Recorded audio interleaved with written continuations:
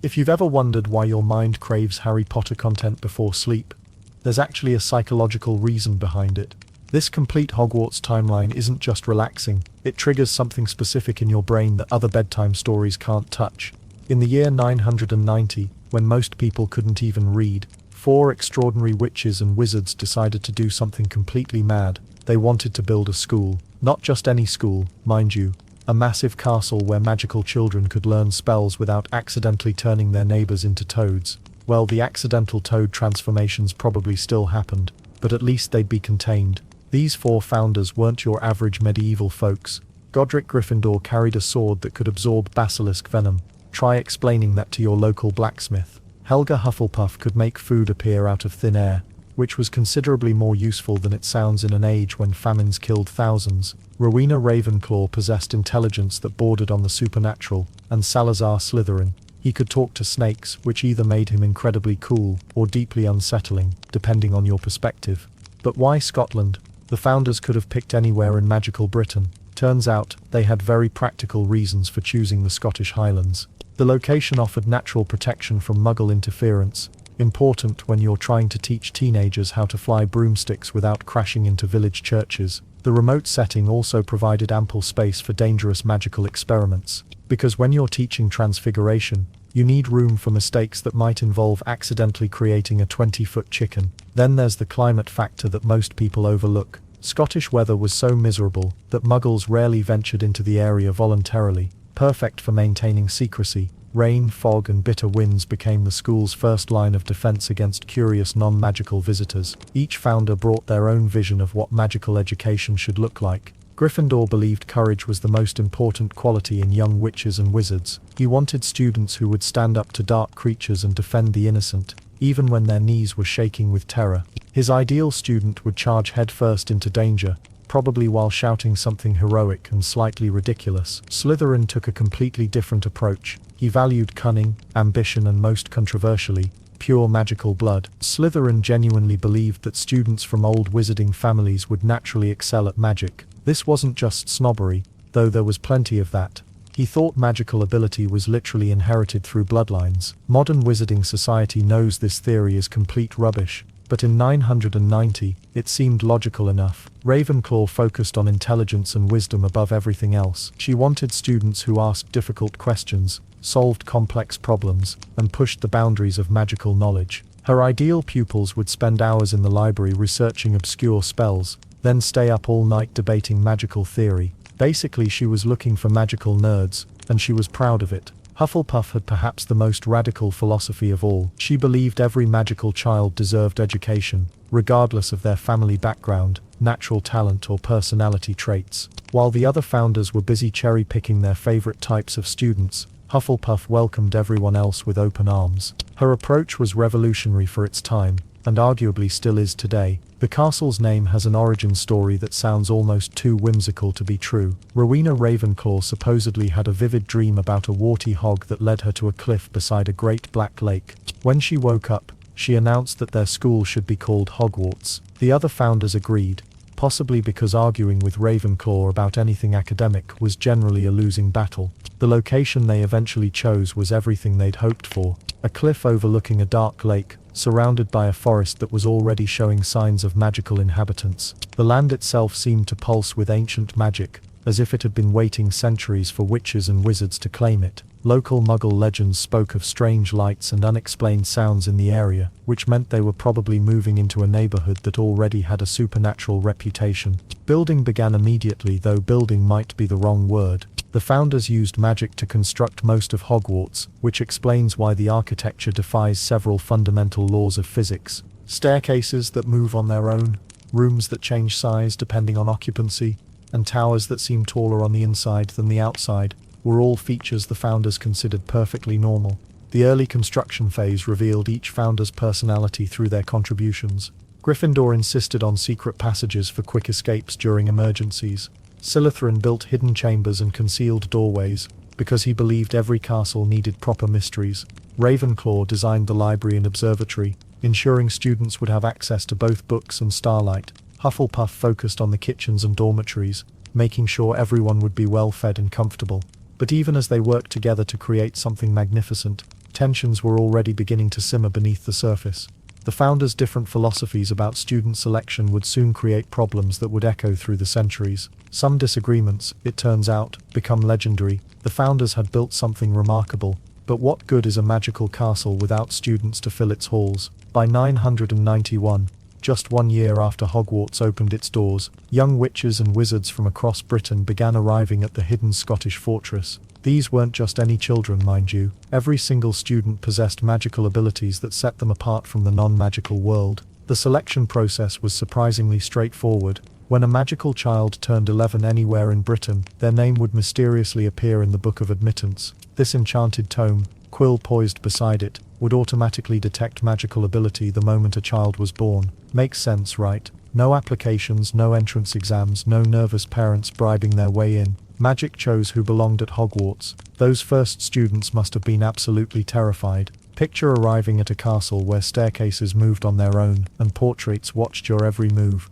The four founders personally welcomed each new arrival, sorting them into houses based on their strongest qualities. Gryffindor would eye a student carefully, looking for signs of courage. Slytherin preferred those from established magical families. Ravenclaw sought the clever ones who asked too many questions. Hufflepuff, she welcomed everyone else with open arms, believing every student deserved a chance to learn. Then there's the matter of the founders' own children. Salazar Slytherin's descendants were among the earliest students, naturally ending up in his house. Helga Hufflepuff had several young relatives who became the backbone of her house's reputation for loyalty. Even Rowena Ravenclaw's daughter Helena walked these halls, though her story would later take a much darker turn. The castle's reputation spread faster than a wildfire in the Forbidden Forest. Word traveled through magical communities about this incredible school where children learned to transform objects, brew potions and cast spells that could light up entire rooms. Parents who had been teaching their children magic in secret suddenly had somewhere proper to send them. Well, assuming they could figure out how to get there. Navigation proved tricky for those first families. Hogwarts wasn't exactly on any map, magical or otherwise. Parents would receive a letter with detailed instructions, but even then finding the castle required a bit of magical intuition. Some families arrived by enchanted carriages pulled by winged horses. Others used portkeys or magical transportation methods that have since been forgotten. The lucky ones simply apparated to the gates, though that particular skill wasn't as common back then. What's fascinating is how quickly the house system took root. Students weren't just learning magic together. They were forming fierce loyalties that would last lifetimes. Gryffindor students already showed signs of that famous bravery, sometimes getting into trouble for taking unnecessary risks. Slytherin students formed tight-knit groups, sharing secrets and ambitions. Ravenclaw students spent their free time in the library, debating everything from spell theory to magical creature behavior. Hufflepuff students, they were usually found in the kitchens, somehow already on friendly terms with the house elves. The weird part is how natural it all seemed. These children, many of whom had spent years hiding their abilities from suspicious neighbors, suddenly found themselves surrounded by others just like them. Friendships formed over shared experiences of accidental magic and the relief of finally belonging somewhere. Classes were smaller back then, obviously. The entire school probably had fewer students than a single house today. This meant the founders could give personal attention to each child, shaping not just their magical education but their character. Godric Gryffindor would personally train students in defensive magic. Helga Hufflepuff taught herbology and food-related charms. Rowena Ravenclaw handled the more complex subjects like ancient runes and arithmancy. Salazar Slytherin focused on potions and what we'd now call the dark arts, though back then it was simply considered advanced magic. But why did families trust this new school so readily? Simple. The founders' reputations preceded them. These weren't unknown wizards promising magical education. They were legendary figures, whose magical achievements were already the stuff of whispered stories. Parents knew their children would receive the finest magical education available anywhere in the world. The castle itself seemed to embrace its new purpose. Corridors that had been empty began echoing with laughter and footsteps. The great hall filled with the chatter of young voices during meals. Even the castle's magic appeared to respond to the students' presence, as if Hogwarts itself was coming alive. Yet beneath all this excitement, tensions were already brewing. Salazar Slytherin's insistence on blood purity was creating divisions among the founders. His carefully selected students began exhibiting an attitude of superiority that didn't sit well with students from other houses. The seeds of future conflict were being planted in those very first years. These early students had no idea they were part of something that would endure for over 1,000 years. They couldn't have known that their house rivalries would become legendary, or that their school would survive wars, dark wizards, and even the occasional dragon attack. But soon, even bigger changes were coming to their beloved castle. The founders had built their school, students were arriving from across Britain, but Hogwarts was just getting started. What began as a simple castle would soon become something far more extraordinary than anyone could have predicted. Those moving staircases everyone knows about, they weren't part of the original design. The founders added them within the first few years of operation, and honestly, it makes perfect sense. Think about it, you've got hundreds of students rushing between classes, and a regular staircase would create chaos. But magical moving stairs, pure genius. Students quickly learned to jump on at just the right moment, though plenty of first years got stranded on staircases that decided to take scenic routes to nowhere. Then there's the matter of decoration. Empty castle walls are boring, right? Well, the founders thought so too. They began commissioning enchanted portraits to fill the corridors.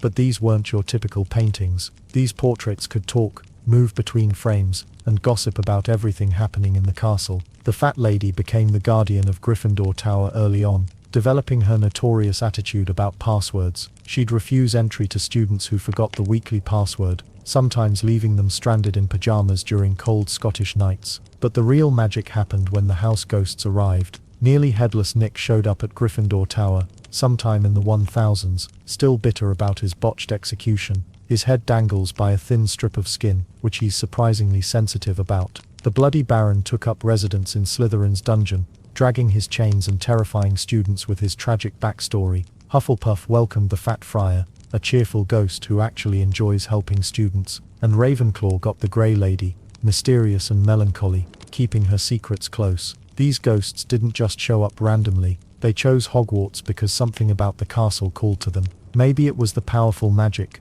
or perhaps the sense of belonging they'd never found in life. Either way, they became permanent residents, offering advice, sharing stories, and occasionally causing trouble during exams. The castle itself seemed alive during these early years. Secret rooms began appearing in the most unexpected places. Some say the founders built them intentionally, others believe the castle's magic created them naturally. Room of Requirement, that came much later, but dozens of smaller hidden chambers sprouted throughout the building, perfect for storing dangerous magical artifacts, conducting private meetings, or hiding from particularly difficult professors. Hidden passageways connected different parts of the castle in ways that defied logic. Students discovered tunnels that cut travel time in half, though some passages led to dead ends or worse, directly into the professors' private quarters. The founders encouraged exploration to some extent, but they also built in plenty of magical traps for overly curious students. Let's not forget the castle's tendency to expand itself. Rooms would literally grow overnight. Corridors stretched longer when needed.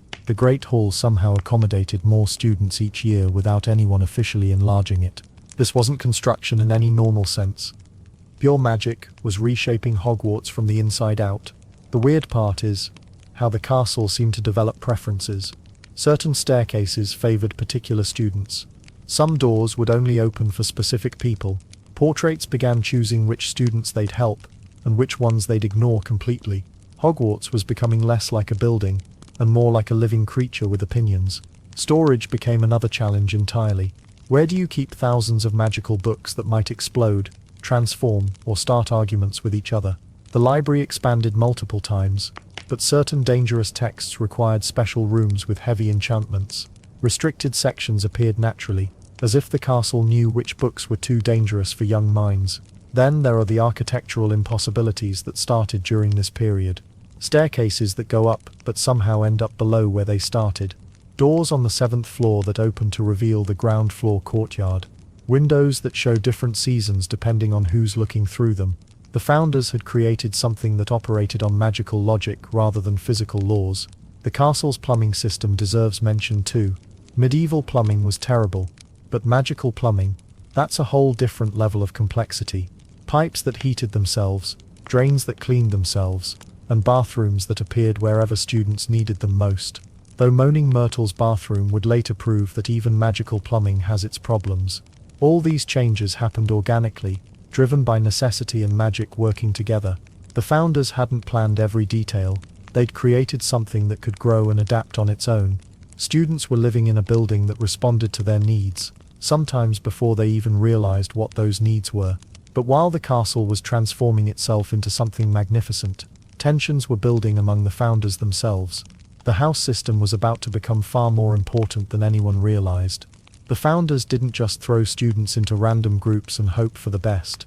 Each had very specific ideas about what made a great witch or wizard, and those ideas shaped everything about how Hogwarts worked. Godric Gryffindor wanted the brave ones, not the reckless show-offs who jumped off towers to impress their friends, but students with real courage. The kind who'd stand up to bullies even when outnumbered. He looked for those willing to do what's right, especially when it was scary or difficult. Gryffindor believed that without bravery, all the magical talent in the world meant nothing. His house colors became scarlet and gold, bold and bright, like the courage he valued. The lion became their symbol because, well, lions don't back down from a fight. But here's where things get interesting. Gryffindor's approach to bravery wasn't just about charging into battle. He wanted students who were brave enough to fail, brave enough to try new spells that might backfire, and brave enough to admit when they were wrong. That takes a different kind of courage than most people think about. Salazar Slytherin took a completely different approach. He wanted students from old magical families, the purebloods who'd been practicing magic for generations. Slytherin believed magical ability ran in bloodlines like eye color or height. To him, teaching magic to Muggle-born students was like trying to teach fish how to fly. His house chose green and silver as their colors, representing the cunning and ambition he prized. The serpent became their mascot, symbolizing wisdom and power. Slytherin valued cunning above almost everything else. He wanted students who could think 3 steps ahead, who understood that sometimes the indirect path led to better results than the obvious one. His students learned to be resourceful, to find creative solutions when direct approaches failed. The weird part is, many of history's most successful wizards came from Slytherin, even if people didn't always like their methods. Then there's Rowena Ravenclaw, who cared about one thing above all others: intelligence. Not just book smarts, but real wisdom and creativity. She wanted students who asked questions that made everyone else think differently. Ravenclaw believed that knowledge was the greatest treasure any witch or wizard could possess. Her house adopted blue and silver, representing the sky and stars that humans had always looked to for wisdom. The eagle became their symbol, soaring high above to see what others missed. Ravenclaw students weren't just expected to memorize spells and potions recipes. They had to understand why magic worked the way it did. They spent hours debating magical theory and inventing new approaches to old problems.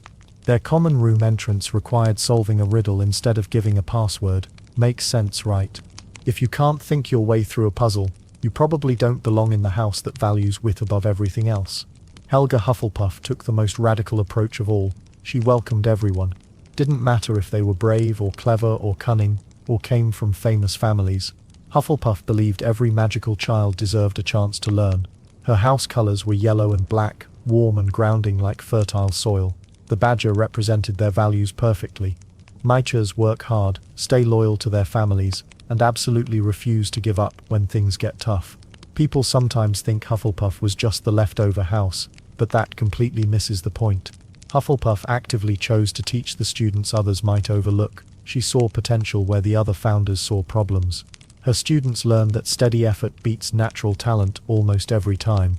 They understood that being fair and kind wasn't weakness, it was strength. Let's not forget how seriously students took these house identities. Within months of arriving at Hogwarts, children who'd never heard of these founders before were ready to defend their house honor against anyone who questioned it. They wore their house colors like armor and learned their house histories like family stories. The house system created something unexpected: friendly rivalry that pushed everyone to do better. Gryffindors tried to be braver when Slytherins challenged them. Ravenclaws worked harder on their studies when Hufflepuffs quietly outperformed them. Each house developed its own traditions, its own way of celebrating victories and supporting members through failures. Well, this system worked beautifully for several years. Students thrived under the guidance of founders who understood their strengths and helped them grow. The 4 houses balanced each other out, creating a school community where different types of students could all find their place. But even the best systems have cracks, and Hogwarts was about to discover that fundamental disagreements between the founders themselves could threaten everything they'd built together. The founders' dream was cracking at the seams. While Gryffindor, Hufflepuff, and Ravenclaw believed Hogwarts should welcome all magical children, Salazar Slytherin had other ideas. He wanted only pure-blood wizarding families to attend their school, no muggle-born students, no exceptions. This wasn't just a casual disagreement over tea and biscuits. Slytherin genuinely believed that children from non-magical families would weaken their school's power. He thought pure-blood wizards were naturally superior, destined to lead the magical world. The other founders, they found this idea absolutely ridiculous. Arguments between the founders became heated and frequent. Slytherin would storm through the castle halls, his green robes billowing dramatically behind him. He'd point at muggle-born students and mutter about contamination of their sacred institution. The other founders watched their friend transform into someone they barely recognized. Gryffindor, known for his fiery temper, finally had enough. The confrontation between him and Slytherin became legendary among Hogwarts staff and students. Witnesses described magical sparks literally flying as the two powerful wizards faced off in the Great Hall. Their friendship, built over years of shared dreams and hard work, shattered in a single afternoon. But here's where things get really interesting. Slytherin didn't just pack his bags and leave quietly like a disappointed dinner guest. Instead, he decided to leave behind a terrifying legacy that would haunt Hogwarts for centuries. Before departing the castle forever, he constructed something truly sinister, the Chamber of Secrets. The chamber wasn't just any hidden room. Slytherin carved it deep beneath the school, using magic so powerful and complex that even the other founders couldn't locate it. He placed it far below the dungeons, accessible only through a secret entrance that would remain hidden for nearly 1,000 years. The entrance itself was disguised as an ordinary bathroom fixture, which is both clever and slightly absurd when you think about it. Inside this hidden chamber, Slytherin left behind his ultimate weapon against muggle-born students. He brought in a basilisk, one of the most dangerous magical creatures ever known. This wasn't some garden-variety snake you might find sunbathing on a rock. Basilisks are massive serpents whose gaze can kill instantly, and whose venom is so deadly that only phoenix tears can cure it. The basilisk Slytherin chose was particularly monstrous. It could live for hundreds of years, growing larger and more dangerous with age. He commanded it to sleep until his true heir returned to Hogwarts. Only this heir could speak to the basilisk in Parseltongue, the snake language that Slytherin himself possessed. Then there's the truly chilling part of his plan. Slytherin intended for his heir to use the basilisk to purge the school of muggle-born students. He wanted future generations to finish what he couldn't accomplish himself. The chamber was essentially a time-delayed weapon, waiting patiently for the right moment to activate. What makes this even more disturbing is how thoroughly Slytherin covered his tracks. He told no one about the chamber's location or contents. The other founders searched desperately for months after his departure, sensing dark magic somewhere in their beloved castle, but unable to pinpoint its source. They knew Slytherin had left something dangerous behind. But what exactly remained a mystery? The basilisk settled into its centuries-long sleep, coiled in the depths of the chamber like a nightmare waiting to happen. Students and teachers walked above it daily, completely unaware that death itself lurked beneath their feet. The creature required no food during its hibernation, sustained by Slytherin's powerful magic. Meanwhile, rumors about the chamber spread throughout the wizarding world. Some believed it was just a myth created to frighten children. Others insisted they could feel its presence, like a cold shadow over the school. Parents worried about sending their children to Hogwarts, wondering if Slytherin's legacy might somehow return. The remaining founders tried to move forward, but Slytherin's departure had wounded them deeply. They'd lost not just a colleague but a friend who'd helped create everything they loved about Hogwarts. His empty quarters in the dungeons served as a constant reminder of their failure to change his mind.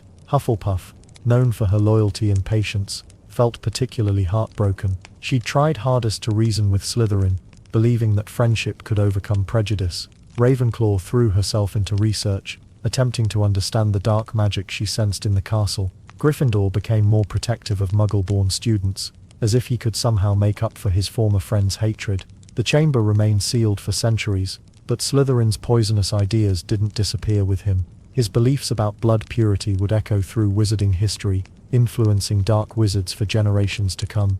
The early years after the founders' split would test everything Hogwarts stood for. After Salazar Slytherin stormed out of Hogwarts, leaving behind his deadly basilisk as a parting gift, the remaining three founders faced their first real test. Would their magical school survive without one of its creators?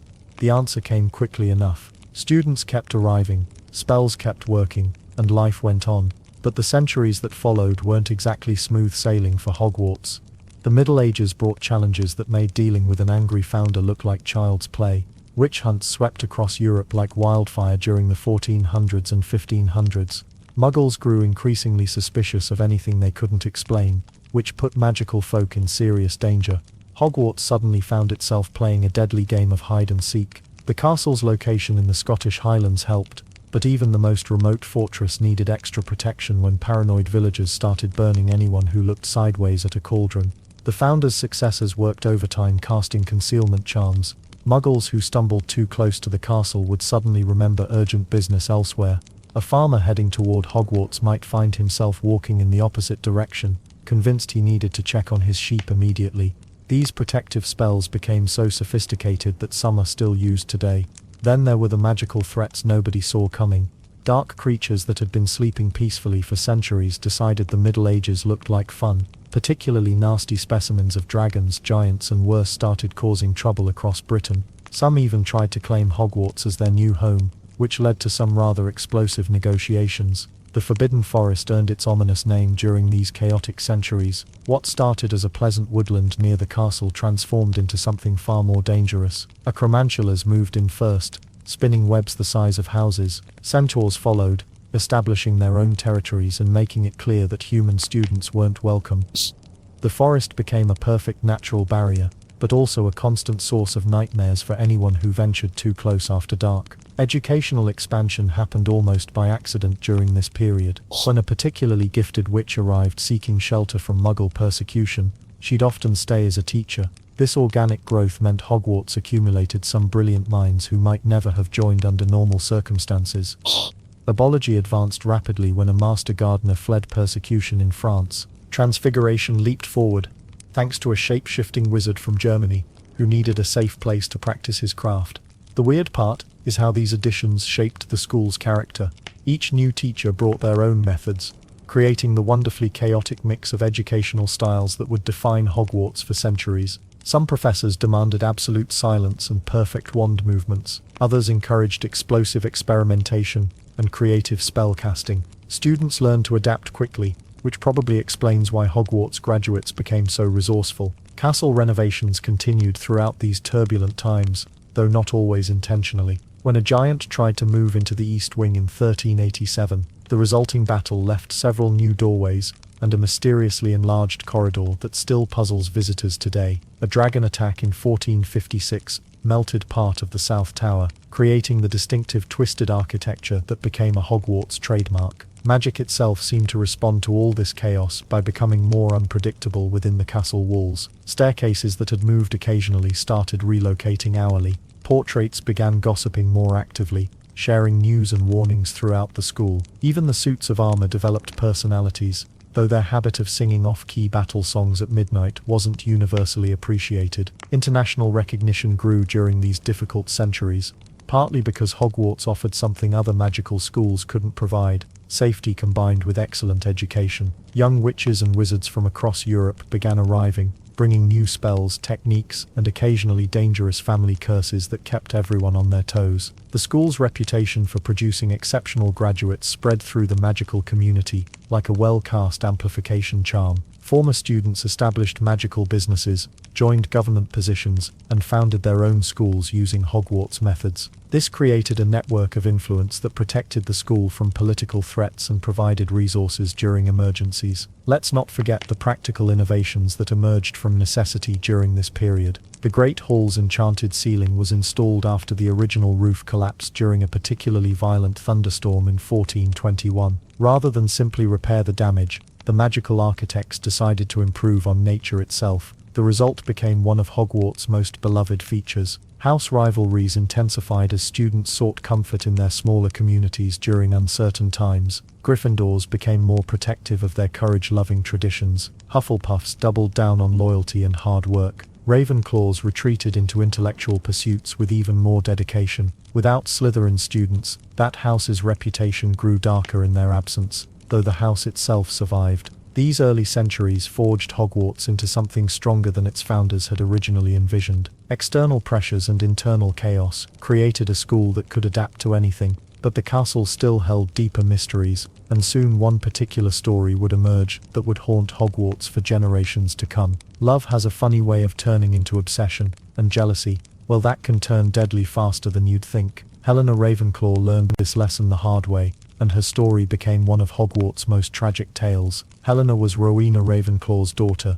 born into brilliance but cursed with wanting more. Her mother possessed something extraordinary, a diadem that supposedly enhanced the wisdom of whoever wore it. The ornate circlet wasn't just beautiful, it was legendary. Students whispered about its powers in the corridors, teachers spoke of it in hushed tones, but Helena, she felt overshadowed by her mother's genius every single day. Growing up at Hogwarts meant living in Rowena's shadow constantly. Every spell Helena cast was compared to her mother's work. Every clever answer in class earned the same response, just like Rowena. The pressure was suffocating. Helena watched students look at her with expectation, waiting for her to match her mother's legendary intellect. The diadem sat in Rowena's private chambers, gleaming with ancient magic. Helena passed it dozens of times, feeling its pull grow stronger with each glance. She convinced herself that wearing it would finally prove her worth, that it would make her the brilliant witch everyone expected her to be. Then there was the Bloody Baron. He was a student then, of course, not the ghostly figure we know today. His real name has been lost to history, but his obsession with Helena definitely hasn't. The Baron followed her everywhere, professing his love with increasingly desperate gestures. Helena found his attention flattering at first, then annoying, then downright frightening. She rejected his advances repeatedly. The Baron didn't take rejection well. One night, Helena made a decision that would haunt Hogwarts for centuries. She crept into her mother's chambers and stole the diadem. Her plan was simple: disappear until she mastered its power, then return triumphant. She'd show everyone, her mother, the Baron, all of Hogwarts, that she was more than just Rowena's daughter. Helena fled to Albania, choosing the remote forests as her hiding place. Albania was wild then, full of magical creatures and ancient magic that made it perfect for someone wanting to vanish completely. She found a cave deep in the mountains and settled in for what she thought would be a few months of intensive study. But the diadem's magic wasn't what Helena expected. Instead of instant wisdom, it brought clarity about her mistakes. She realized she'd hurt her mother terribly. The guilt ate at her daily, but pride kept her from returning home immediately. Back at Hogwarts, Rowena was devastated. Her daughter's betrayal cut deeper than any physical wound could. The other founders tried to comfort her, but losing both her precious diadem and her only child proved too much. Rowena's health began failing rapidly. She aged years in just months, her brilliant mind clouded by grief and worry. As Rowena lay dying, she made one final request. She wanted to see Helena again, to forgive her before it was too late. The founders knew they needed to act quickly, but who could track down someone who clearly didn't want to be found? That's when the Bloody Baron volunteered. He claimed he wanted to help his beloved founder in her final hours. What he really wanted was another chance with Helena. The Baron had spent months nursing his wounded pride and growing resentment. His love had twisted into something darker and more possessive. The Baron tracked Helena across Europe, following magical traces and questioning every witch and wizard he encountered. His determination was impressive and terrifying. When he finally found her Albanian hideout, Helena had been gone for nearly 2 years. Their confrontation was explosive. Helena had changed during her exile. She was wiser, sadder, but also more stubborn. The Baron demanded she return with him immediately. He spoke of Rowena's illness, of duty, of his undying love. Helena listened to his pleas and his threats with growing anger. She refused to come back.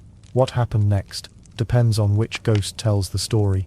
The Bloody Baron claims it was an accident born of passion and desperation. The Grey Lady, Helena herself, suggests it was cold-blooded murder. Either way, the result was the same. Helena Ravenclaw died in that Albanian forest, the stolen diadem still in her possession. The Baron, immediately realizing what he'd done, turned his weapon on himself. 2 young lives ended in a moment of terrible violence, all because love had curdled into obsession. But death wasn't the end of their story. Both Helena and the Baron became ghosts, forever tied to the place they'd loved most, Hogwarts.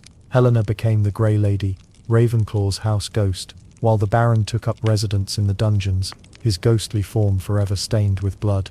The diadem remained hidden in Albania for centuries, its location known only to Helena's ghost. And speaking of ghosts, their arrival at Hogwarts created something entirely new in the magical world. After Helena's tragic death and the Bloody Baron's eternal guilt, something extraordinary happened at Hogwarts. The castle didn't just become home to living witches and wizards anymore. It became a gathering place for the dead. 4 ghosts would eventually define the very soul of each house. Nearly headless Nick floated through Gryffindor Tower with his head hanging by a thread of skin. The Fat Friar blessed Hufflepuff students with his jolly demeanor. The Grey Lady glided silently through Ravenclaw's halls, keeping her true identity as Helena Ravenclaw hidden for centuries. And the Bloody Baron haunted Slytherin's dungeons, chains clanking with every movement. But here's what most people don't realize about ghosts. They can't just appear anywhere they want. When a witch or wizard dies, they face a choice: move on to whatever comes next, or stay behind as an imprint of their former selves. Those who choose to remain can only haunt one specific location for eternity. Nearly headless Nick made his choice in 1492. Sir Nicholas de Mimsy Porpington had been a wizard at the royal court, but his magic went horribly wrong. He tried to fix a lady's crooked teeth, and accidentally gave her tusks instead. The executioner's axe was supposed to solve his problems permanently. Too bad the executioner used a dull blade. 45 whacks later, Nick's head was barely attached. Death couldn't claim him properly, and life couldn't keep him. So he chose Hogwarts as his eternal home, becoming Gryffindor's house ghost. His nearly severed head became both his trademark and his eternal embarrassment. The Fat Friar arrived much earlier, sometime in the medieval period. This cheerful monk had been executed by his fellow church members, who grew suspicious of his magical healing abilities. They didn't appreciate how he could cure pox by pointing a stick and muttering strange words. Makes sense, right? Rather than harbor resentment, the friar chose to spread joy and kindness from beyond the grave. Hufflepuff House gained a ghost who genuinely cared about every student's well-being. He'd comfort homesick first years and offer encouragement during difficult exams. Then there's the Grey Lady, whose story runs deeper than anyone suspected for nearly 1,000 years. Students saw her drifting through corridors, beautiful but distant. She rarely spoke and never revealed her past. What they didn't know was that Helena Ravenclaw had returned to the place she'd abandoned in life. The irony cuts deep. Helena stole her mother's diadem seeking wisdom, then spent centuries as a ghost in the very castle where that wisdom was taught daily. She watched generation after generation of Ravenclaw students pursue knowledge while she remained trapped by her ancient mistake. And the weird part is how perfectly she fit her house. Even in death, Helena embodied Ravenclaw values. She was intelligent, mysterious, and eternally connected to learning. Students would sometimes approach her for help with studies, not knowing they were asking Helena Ravenclaw herself. The Bloody Baron's presence brought a different energy to Slytherin House. His chains and bloodstains told a story of violence and regret. Students whispered about his scary appearance, but few knew he'd killed the woman he loved and then himself in grief. These 4 ghosts didn't just float around for decoration, they became integral parts of Hogwarts life. Nearly headless Nick organized his own death day parties, complete with rotten food and entertainment only ghosts could appreciate. The Fat Friar mediated disputes between houses with his diplomatic nature. The Grey Lady guarded secrets in the library's quiet corners. The Bloody Baron kept even the most rebellious Slytherin students in line with his intimidating presence. But ghosts brought practical benefits too. They could pass through walls to deliver messages, keep watch over sleeping students, and provide historical knowledge spanning centuries. Nearly headless Nick remembered every headmaster since the 1400s. The friar had witnessed the school's expansion through multiple building phases. Other ghosts inhabited Hogwarts as well. Professor Binns taught history of magic, despite being dead for decades. Moaning Myrtle haunted a girl's bathroom, after dying from a basilisk stare. Peeves the poltergeist caused chaos throughout the castle, though technically he wasn't a ghost at all. What made the house ghosts special was their loyalty. They chose Hogwarts as their eternal home, and devoted their afterlives to helping students. Each embodied their house's values even after death, proving that the founder's vision extended beyond the living world.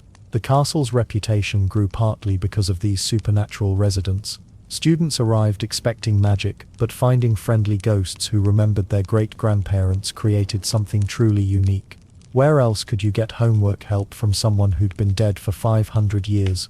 Well, these weren't the only traditions taking shape at Hogwarts. While ghosts settled into their eternal routines, the living were busy creating ceremonies and celebrations that would define school life for generations to come. The earliest days of Hogwarts were quite different from what you might expect. When Godric Gryffindor, Helga Hufflepuff, Rowena Ravenclaw, and Salazar Slytherin first welcomed students to their magical castle, they personally sorted each child into houses. Can you imagine standing before these legendary wizards while they debated which house suited you best? The founders would huddle together, whisper among themselves, and sometimes even argue about particularly difficult cases. But here's where things get interesting. As Hogwarts grew and more students arrived each year, the founders realized they had a problem. They couldn't spend hours every September sorting dozens of nervous 11-year-olds. Godric Gryffindor came up with a brilliant solution that would outlast them all. He took off his pointed hat, and the four founders enchanted it together, pouring their knowledge and preferences into the fabric itself. The sorting hat became one of Hogwarts' most enduring magical artifacts. This wasn't just any old hat with a few spells thrown on it. The founders embedded their very thoughts and decision-making processes into the enchantment. When a student sits on the stool wearing the hat, it reads their mind, understands their character, and places them exactly where the founders would have. Pretty clever, right? Then there's the matter of the feast that follows sorting. Helga Hufflepuff, being the most nurturing of the founders, insisted that every student should feel welcomed with a magnificent meal. She created the tradition of the start of term feast, where tables would magically fill with more food than anyone could possibly eat. Golden plates, flowing goblets, and dishes that appeared and disappeared at will became the standard welcome to Hogwarts life. The weird part is how the food actually appears. Hufflepuff worked with the castle's earliest house elves to create a system where meals were prepared in hidden kitchens below the Great Hall.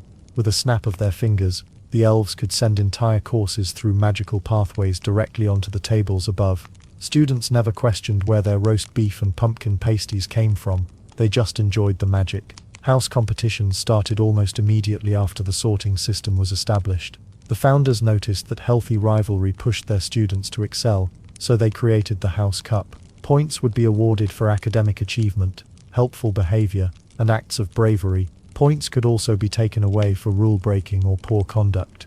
Makes sense, right? But competitions needed more than just academic scoring. Quidditch hadn't been invented yet in those early days, so the founders organized different contests. Dueling matches, potion brewing competitions, and even magical creature handling contests became regular events. Students wore their house colors proudly during these competitions, creating the fierce house loyalty that still exists today. Let's not forget the holiday celebrations that began during those first decades. The founders came from different backgrounds and traditions, so Hogwarts holidays became a blend of magical customs from across Britain and beyond. Christmas feasts featured enchanted snow falling from the ceiling. Halloween brought floating pumpkins and live bats, and Easter celebrations included chocolate eggs that could hop around the tables. Well, Rowena Ravenclaw had particularly strong opinions about intellectual celebrations. She instituted a tradition where the smartest students from each house would participate in riddle contests during holiday feasts. These brain-teasing competitions became so popular that even students from other houses would gather to watch and try solving the puzzles themselves. The founders also established the practice of having house ghosts participate in celebrations. Nearly Headless Nick,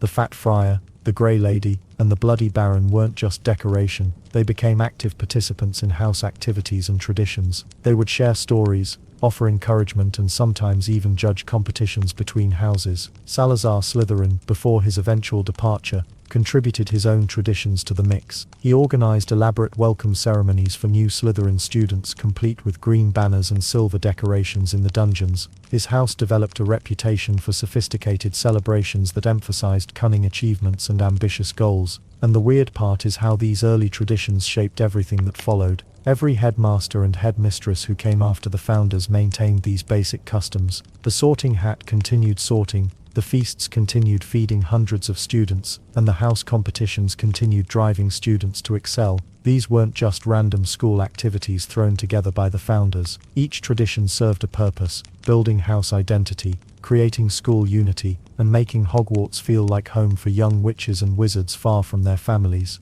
But as successful as these early traditions proved to be, the founders knew they couldn't run Hogwarts forever by themselves. The school was growing rapidly, and 4 people simply couldn't handle all the teaching, administration, and daily management that hundreds of students required. They would need help, and lots of it. As Hogwarts grew beyond the 4 founders' original vision, something became crystal clear. Even the most powerful wizards couldn't teach every subject. manage every student, and run an entire magical castle all by themselves. Makes sense, right? The founders quickly realized they needed help. Serious help. Godric Gryffindor might have been brilliant at defense against the dark arts, but he couldn't simultaneously teach transfiguration, brew potions, and keep track of which students were sneaking out after curfew. Rowena Ravenclaw could craft the most complex charms, but she also needed time to design new magical innovations for the school. Well, that's where the expansion began. The first professors to join weren't random wizards off the street. These were carefully chosen experts who shared the founders' vision. A master of potions arrived, bringing knowledge of healing drafts and dangerous concoctions that could save lives or end them. The art of transfiguration needed its own dedicated teacher, someone who could guide students through the delicate process of changing objects into completely different forms without accidentally turning themselves into furniture. Then there's the matter of charms. This wasn't just about making feathers float or lights twinkle. Advanced charm work required precision that took years to master. The new charms professor brought techniques that made daily life at Hogwarts smoother and more magical. Doors that recognized specific students, quills that corrected spelling mistakes, and warming charms that kept the castle comfortable during harsh Scottish winters. But teaching staff was only part of the puzzle. The founders discovered that running a magical school meant dealing with endless practical problems. Who would maintain the ever-changing staircases when they got stuck? What happened when portraits started gossiping too loudly during lessons? And the weird part is, magical castles seem to attract the most unusual maintenance issues. Enter the first caretakers. These weren't your typical janitors. Hogwarts caretakers needed to understand magical mishaps, know how to clean up potion explosions without getting poisoned, and somehow convince stubborn ghosts to stop interfering with classes. The job required someone tough enough to handle teenage wizards and their magical accidents, yet clever enough to work with enchanted objects that had minds of their own. Groundskeepers became essential too. The Hogwarts grounds weren't just pretty gardens. They housed dangerous magical creatures, rare potion ingredients, and plants that could either heal you or try to strangle you depending on their mood. The first groundskeepers built the foundation for what would eventually become the position that Hagrid would fill centuries later, though none quite matched his enthusiasm for extremely dangerous creatures. Let's not forget the castle's unique staffing challenges. Regular schools don't need employees who can communicate with paintings, negotiate with ghosts, or prevent staircases from moving during important exams. Hogwarts required staff members who understood that normal didn't exist within these magical walls. Kitchen staff presented another interesting puzzle. Feeding hundreds of growing wizards required more than cooking skills. The Hogwarts kitchens needed workers who could prepare magical foods, handle ingredients that might explode or disappear, and create feasts that appeared instantly in the Great Hall. The founders eventually discovered that house elves excelled at this work, though that development would come later in the school's history. The library demanded special attention too. Magical books don't behave like regular books. Some bite, others scream when opened. A few try to hide from readers they don't like. The first librarians needed nerves of steel and extensive knowledge about which books were safe for students and which required special handling or restricted access. Security became increasingly important as the school's reputation grew. Not every visitor had good intentions. Some came seeking magical knowledge for dark purposes. Others wanted to steal powerful artifacts or recruit students for questionable causes. The founders established the first security measures, hiring guards who understood both magical threats and how to protect young wizards without scaring them unnecessarily. Administrative work multiplied as student numbers increased. Someone had to track which students belonged in which houses, monitor academic progress, communicate with families, and handle the countless details that keep a school functioning. The founders couldn't manage these growing responsibilities while also teaching and developing new magical innovations. What's fascinating is how the founders maintained their original vision while expanding. Every new hire had to understand and support the core values each founder cherished. New professors couldn't just be skilled at their subjects. They needed to embrace the idea that young wizards deserved careful guidance, proper education, and protection from the dangerous magical world around them. The expansion wasn't always smooth. Some new staff members clashed with the founders' methods. Others couldn't handle the unique challenges of working in a magical environment. A few discovered that teaching teenage wizards required patience they didn't possess, especially when spells went wrong and turned classrooms into chaos. Despite these growing pains, the expanded staff transformed Hogwarts into something remarkable. The school evolved from a simple teaching arrangement between four friends into a complex educational institution that could properly serve the magical community's needs. But even with all these improvements and additional staff members, tensions were building between the founders themselves. The most serious conflict was brewing, and it would soon change Hogwarts forever. Dark magic has always been drawn to power like moths to a flame, and few places in the wizarding world held more magical power than Hogwarts. From its earliest days, the castle attracted unwanted attention from those who practiced the darkest arts. The founders knew this would happen. They weren't naive about the dangers lurking in the shadows of their magical world. Rowena Ravenclaw spent countless nights weaving protective enchantments into the very stones of the castle. Godric Gryffindor personally carved defensive runes around the entrance hall. Even gentle Helga Hufflepuff contributed, creating wards that could detect malicious intent from miles away.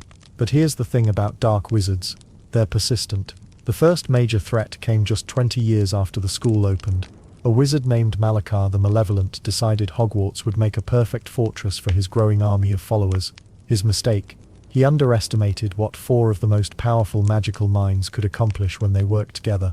The battle lasted 3 days. Students were evacuated to the deepest chambers of the castle while the founders fought. Magical fires burned across the Scottish Highlands. The very air crackled with dangerous spells. When it ended, Malakar was defeated, but the founders learned a crucial lesson. They needed more than just 4 people to protect their school. Then came the protective measures that would define Hogwarts for centuries. The castle's defenses weren't just magical barriers. They were living, breathing enchantments that could think and adapt. The suits of armor weren't just decoration. They were guardians, ready to spring into action when threatened. Those moving staircases, they could rearrange themselves to confuse intruders and trap them in dead-end corridors. The Forbidden Forest presented its own set of challenges. Dark creatures were drawn to its ancient magic like iron filings to a magnet. Acromantulas, giant spiders with a taste for human flesh, made their homes in the deeper sections. Werewolves prowled during full moons. Centaurs, proud and territorial, considered the forest their domain, and didn't always distinguish between innocent students and dangerous intruders. Well, the founders had to make a choice. They could clear the forest entirely, destroying its natural magic, or they could establish boundaries and teach students to respect the danger. Guess which option they chose? The forest became forbidden to students, not just because of the creatures, but because dark wizards often used its cover to approach the castle undetected. Defense against the dark arts became more than just a subject. It became a necessity. The classroom itself seemed cursed from the beginning. Teachers rarely lasted more than a year, and those who did often left under mysterious circumstances. Some claimed the position was genuinely cursed. Others believed it was simply the stress of constantly preparing students for real magical threats. Let's not forget the more subtle dangers. Dark artifacts had a way of finding their way into the castle. Students would discover cursed books in the library that could trap readers in their pages. Enchanted mirrors appeared that showed not reflections but twisted visions that drove viewers mad. The founders established strict protocols for identifying and containing these objects, but new ones kept appearing. The castle's ghosts proved surprisingly helpful during these dark times. They could move through walls, spy on intruders, and couldn't be harmed by most dark magic. Nearly Headless Nick became an unofficial scout, patrolling the corridors at night. The Grey Lady used her connection to Ravenclaw Tower to watch for threats approaching from the north. Even the Bloody Baron, despite his intimidating presence, served as an effective deterrent to would-be attackers. But the strangest aspect was how the castle itself seemed to learn from each attack. After every threat, new defenses would mysteriously appear. Corridors that had been vulnerable would suddenly sprout additional protective charms. Secret passages that enemies had used would seal themselves or reroute to harmless locations. The castle was becoming more than just a building. It was evolving into a living fortress. The dark arts classroom itself became a focal point for these mysterious energies. Students reported strange sounds emanating from its walls during lessons. Desks would occasionally move on their own. The temperature would drop without warning. Some believed the room absorbed residual dark magic from the spells demonstrated within its walls. Others thought it was simply the castle's way of reminding everyone that these subjects demanded respect. Teachers learned to rotate the location of defense against the dark arts classes when things became too unsettling. The greenhouse worked well for lessons about dark creatures. The Great Hall could accommodate demonstrations of protective charms.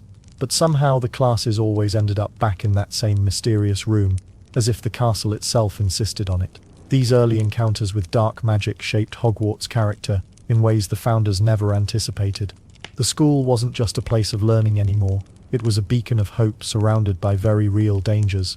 And speaking of dangers, The outside world was about to become much more threatening, as suspicious muggles began organizing the deadliest witch hunts in history.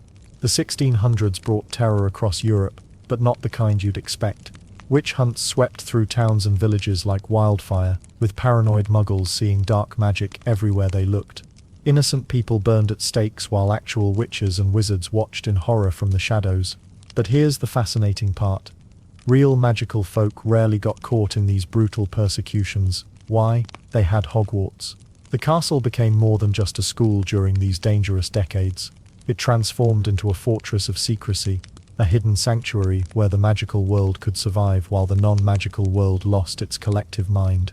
The founders' original concealment charms suddenly weren't just convenient, they were absolutely essential for survival. Hogwarts students arriving during this period found a very different school than their predecessors. The castle's protective barriers strengthened dramatically. Ancient spells layered upon older enchantments, creating an impenetrable web of concealment that made the school virtually impossible for muggles to discover.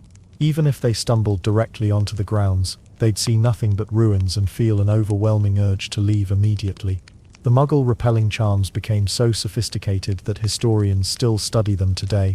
These weren't simple look-away spells, they created elaborate illusions, false memories, and misdirection on a massive scale.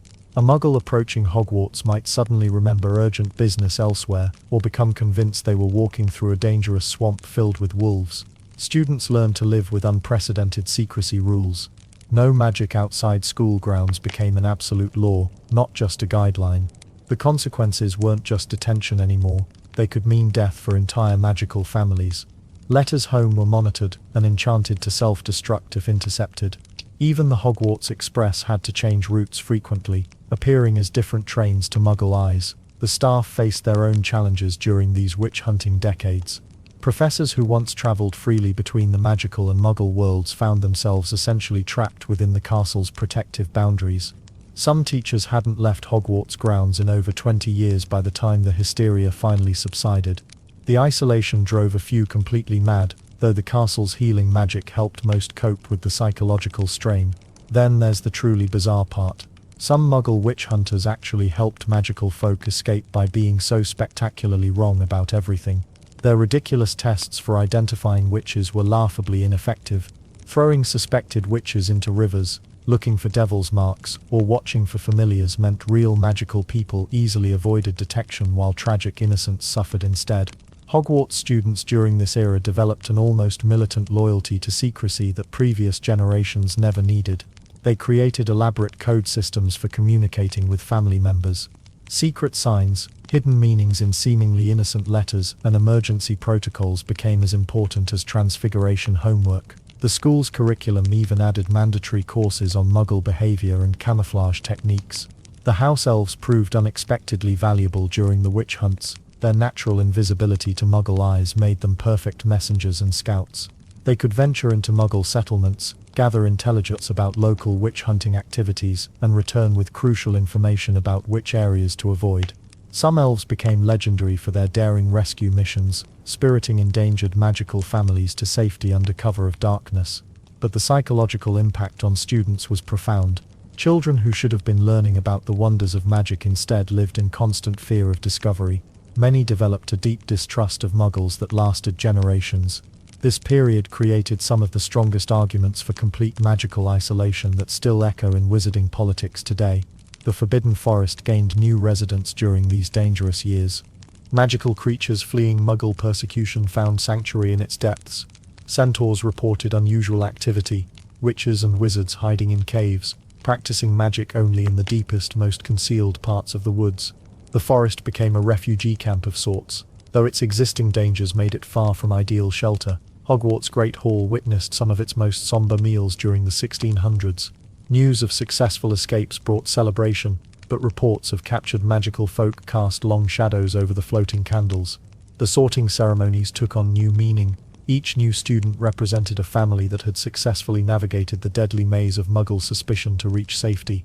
The castle's very stones seemed to absorb the tension of those decades. Portraits whispered more quietly. Ghosts became more protective of living students. Even the moving staircases seemed to shift more carefully, as if afraid to make too much noise. These weren't just temporary precautions either. Many of the secrecy measures developed during the witch hunts became permanent features of magical society. The foundations of the International Statute of Secrecy, established decades later, had their roots in the survival strategies Hogwarts pioneered during these brutal years. As the witch hunt madness finally began to fade across Europe, Hogwarts had proven something crucial about itself. The school wasn't just a place of learning, it was an unbreakable sanctuary that could protect the magical world through its darkest hours. But even as external threats diminished, the castle was already nurturing its next generation of extraordinary individuals who would leave their own mark on magical history. Throughout Hogwarts' long history, something remarkable happened. The castle didn't just educate students, it created legends. Famous witches and wizards walked those very halls, sat in those same classrooms, and probably got detention for the exact same reasons students do today. The most famous graduate, Merlin himself. Yes, that Merlin. The wizard everyone thinks of when magic comes up in conversation. He attended Hogwarts centuries before Harry Potter was even a distant possibility, and his time there shaped him into the legendary figure we know today. Merlin was sorted into Slytherin House, which might surprise people who think all Slytherins turn out evil. Well, they don't. During his school years, Merlin showed incredible talent in transfiguration and charms. His professors noted his unusual ability to see magic differently than other students. Where most young wizards learned spells by memorization, Merlin seemed to understand the deeper principles behind magical theory. He questioned everything. Why did certain wand movements work? What made some potions more powerful than others? His curiosity drove his teachers slightly mad, but it also made him extraordinary. After graduating, Merlin became advisor to King Arthur in the Muggle world. He helped bridge the gap between magical and non-magical people during a time when such cooperation seemed impossible. His Hogwarts education taught him that different types of people could work together, a lesson he learned from watching Gryffindors, Hufflepuffs, Ravenclaws and Slytherins collaborate despite their differences. Then there's the long list of ministers for magic who started their careers at Hogwarts. Nearly every minister since the ministry's founding attended the school. They learned leadership in student government, developed negotiation skills during house disputes, and mastered the art of magical law in their classes.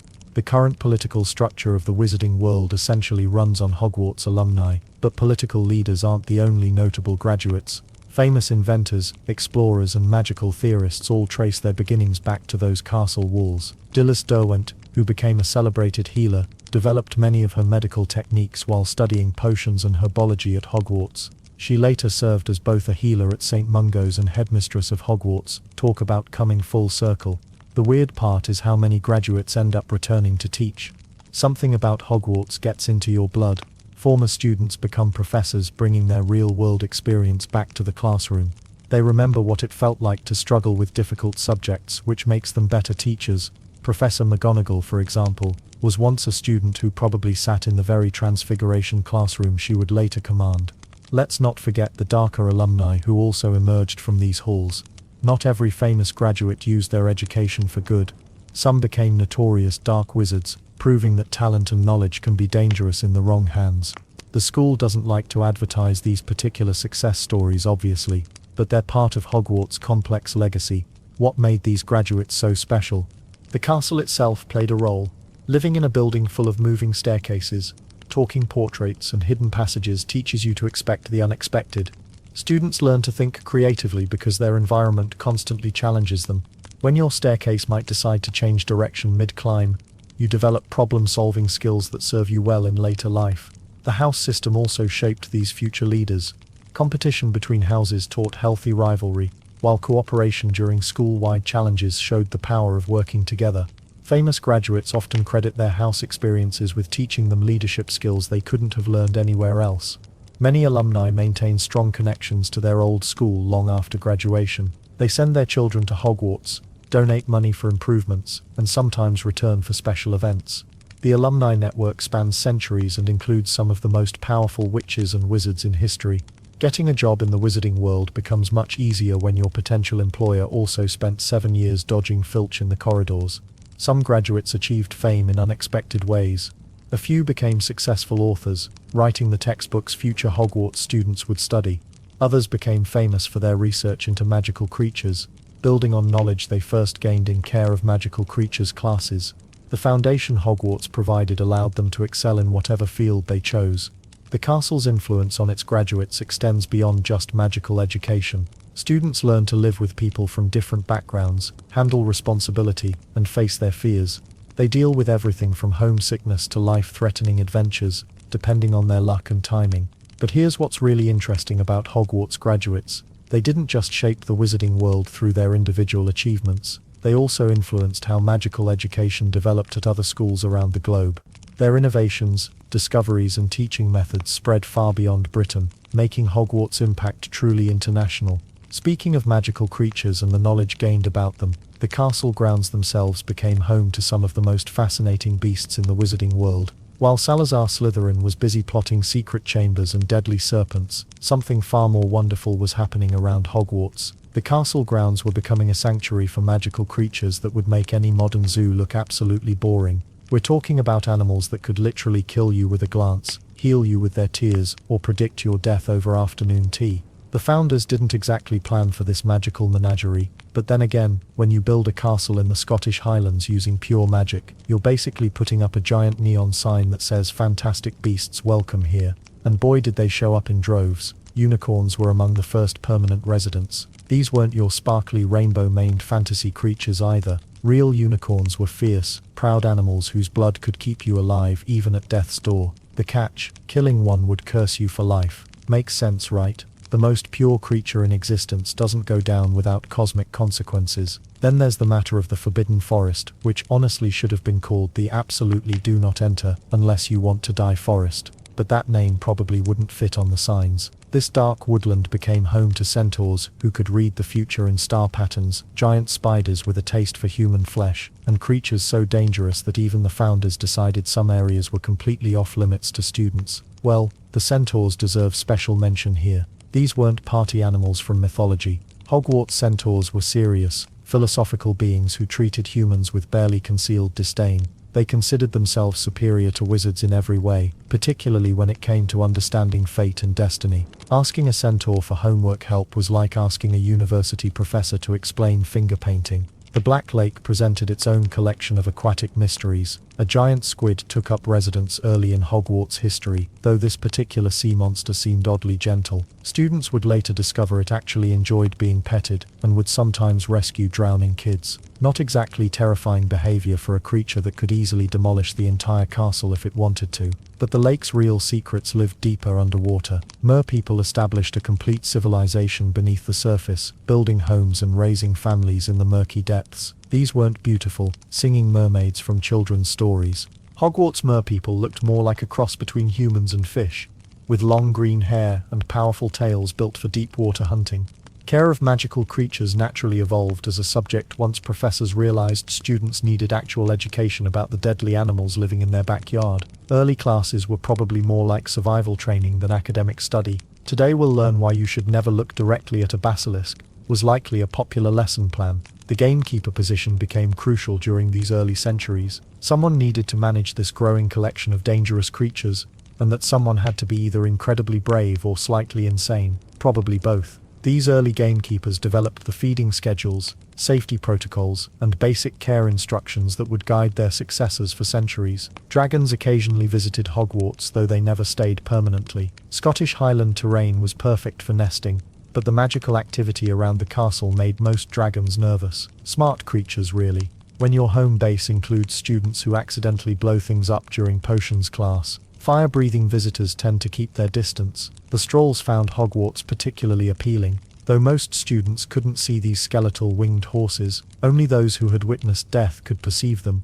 which made for some awkward conversations. "What are you staring at?" became a loaded question when the Strolls were grazing nearby. House elves weren't technically wild creatures, but they began appearing around Hogwarts during this period too. These magical beings formed complex relationships with the castle itself, becoming almost part of the building's magical infrastructure. Their magic helped maintain the constantly changing architecture, and kept the kitchens running smoothly. The Forbidden Forest's Acromantula colony wouldn't establish itself until much later, but smaller magical spider species were already spinning webs between the ancient trees. Students learned quickly that not all spider webs were safe to walk through, especially ones that glowed in the dark or seemed to whisper your name. Bowtruckles nested in the wand-quality trees scattered around the grounds, These stick-like creatures were generally peaceful unless someone threatened their homes. Then they became surprisingly vicious for something that looked like animated twigs. Let's not forget the various magical birds that made Hogwarts their permanent address. Owls, obviously, but also creatures like phoenixes occasionally graced the castle with their presence. Their healing tears and loyalty made them invaluable, though their tendency to burst into flames and resurrect themselves took some getting used to. All these creatures created an educational opportunity that no other magical school could match. Students didn't just read about magical animals in dusty textbooks, they lived alongside them, learned their habits and developed the practical knowledge that would serve them throughout their magical careers. But managing this magical ecosystem would soon require someone truly special, someone whose love for dangerous creatures would become legendary throughout the wizarding world. Quidditch didn't just appear at Hogwarts overnight. The sport had been brewing in the wizarding world for decades before students ever grabbed a broomstick on school grounds, but when it finally arrived at the castle, it changed everything about student life forever. The first official Quidditch pitch at Hogwarts was carved out of the ground sometime in the early 1100s. Students had been playing informal flying games for years, but nothing organized. They'd chase each other around on brooms, maybe toss a few balls back and forth. Pretty tame stuff compared to what was coming. Then someone brilliant decided the four houses needed something to compete over besides just academic points. Makes sense, right? You can't expect a bunch of teenagers with magical powers to sit quietly in classrooms all day without some serious competition to burn off energy. The original Hogwarts Quidditch matches were absolutely wild compared to today's games. No fancy uniforms, no professional equipment, and definitely no safety regulations. Students flew on whatever broomsticks they could get their hands on. Some were fast, some were slow, and some barely stayed in the air at all. Well, the rules were pretty loose too. Early matches could last for days because nobody thought to set time limits. Legend says one Hufflepuff vs Ravenclaw game in 1134 went on for nearly a week. Students were falling asleep on their brooms by the end. The snitch finally got caught by accident when a Hufflepuff seeker dozed off and crashed into it. But here's where things get interesting. Each house developed its own playing style right from the start, and these styles reflected their founders' values perfectly. Gryffindor teams played with pure courage, often attempting impossible moves that either looked spectacular or ended in disaster. No middle ground with those players. Slytherin approached the game like a chess match. They planned every move, used psychological tactics, and weren't above bending rules when referees weren't looking. Their strategies were so effective that other houses started copying them, which probably annoyed Slytherin players to no end. Ravenclaw teams studied the game obsessively. They analyzed wind patterns, calculated optimal flight paths, and invented new techniques constantly. Sometimes they got so caught up in the theory that they forgot to actually play, but when everything clicked they were unstoppable. Then there's Hufflepuff, playing with pure heart and determination. They might not have had the flashiest moves or the sneakiest tactics, but they never gave up, ever. Hufflepuff teams were famous for comeback victories that left opponents wondering what just happened. The Quidditch Cup became the most coveted prize at Hogwarts almost immediately. Houses that barely spoke to each other suddenly had something worth fighting for. Rivalries that had been simmering since the founders' time exploded into full-blown competition. And the weird part is how quickly the sport took over school life. Students who couldn't even fly straight suddenly became experts on team strategy. Everyone had opinions about player selections, game tactics, and referee decisions. Sound familiar? The Great Hall during Quidditch season transformed into something resembling a war room. House tables buzzed with game analysis, player gossip, and match predictions. Students wore their house colors more proudly during Quidditch season than at any other time of year. Let's not forget the betting. Oh yes, students were wagering chocolate frogs and wizard cards on game outcomes from day one.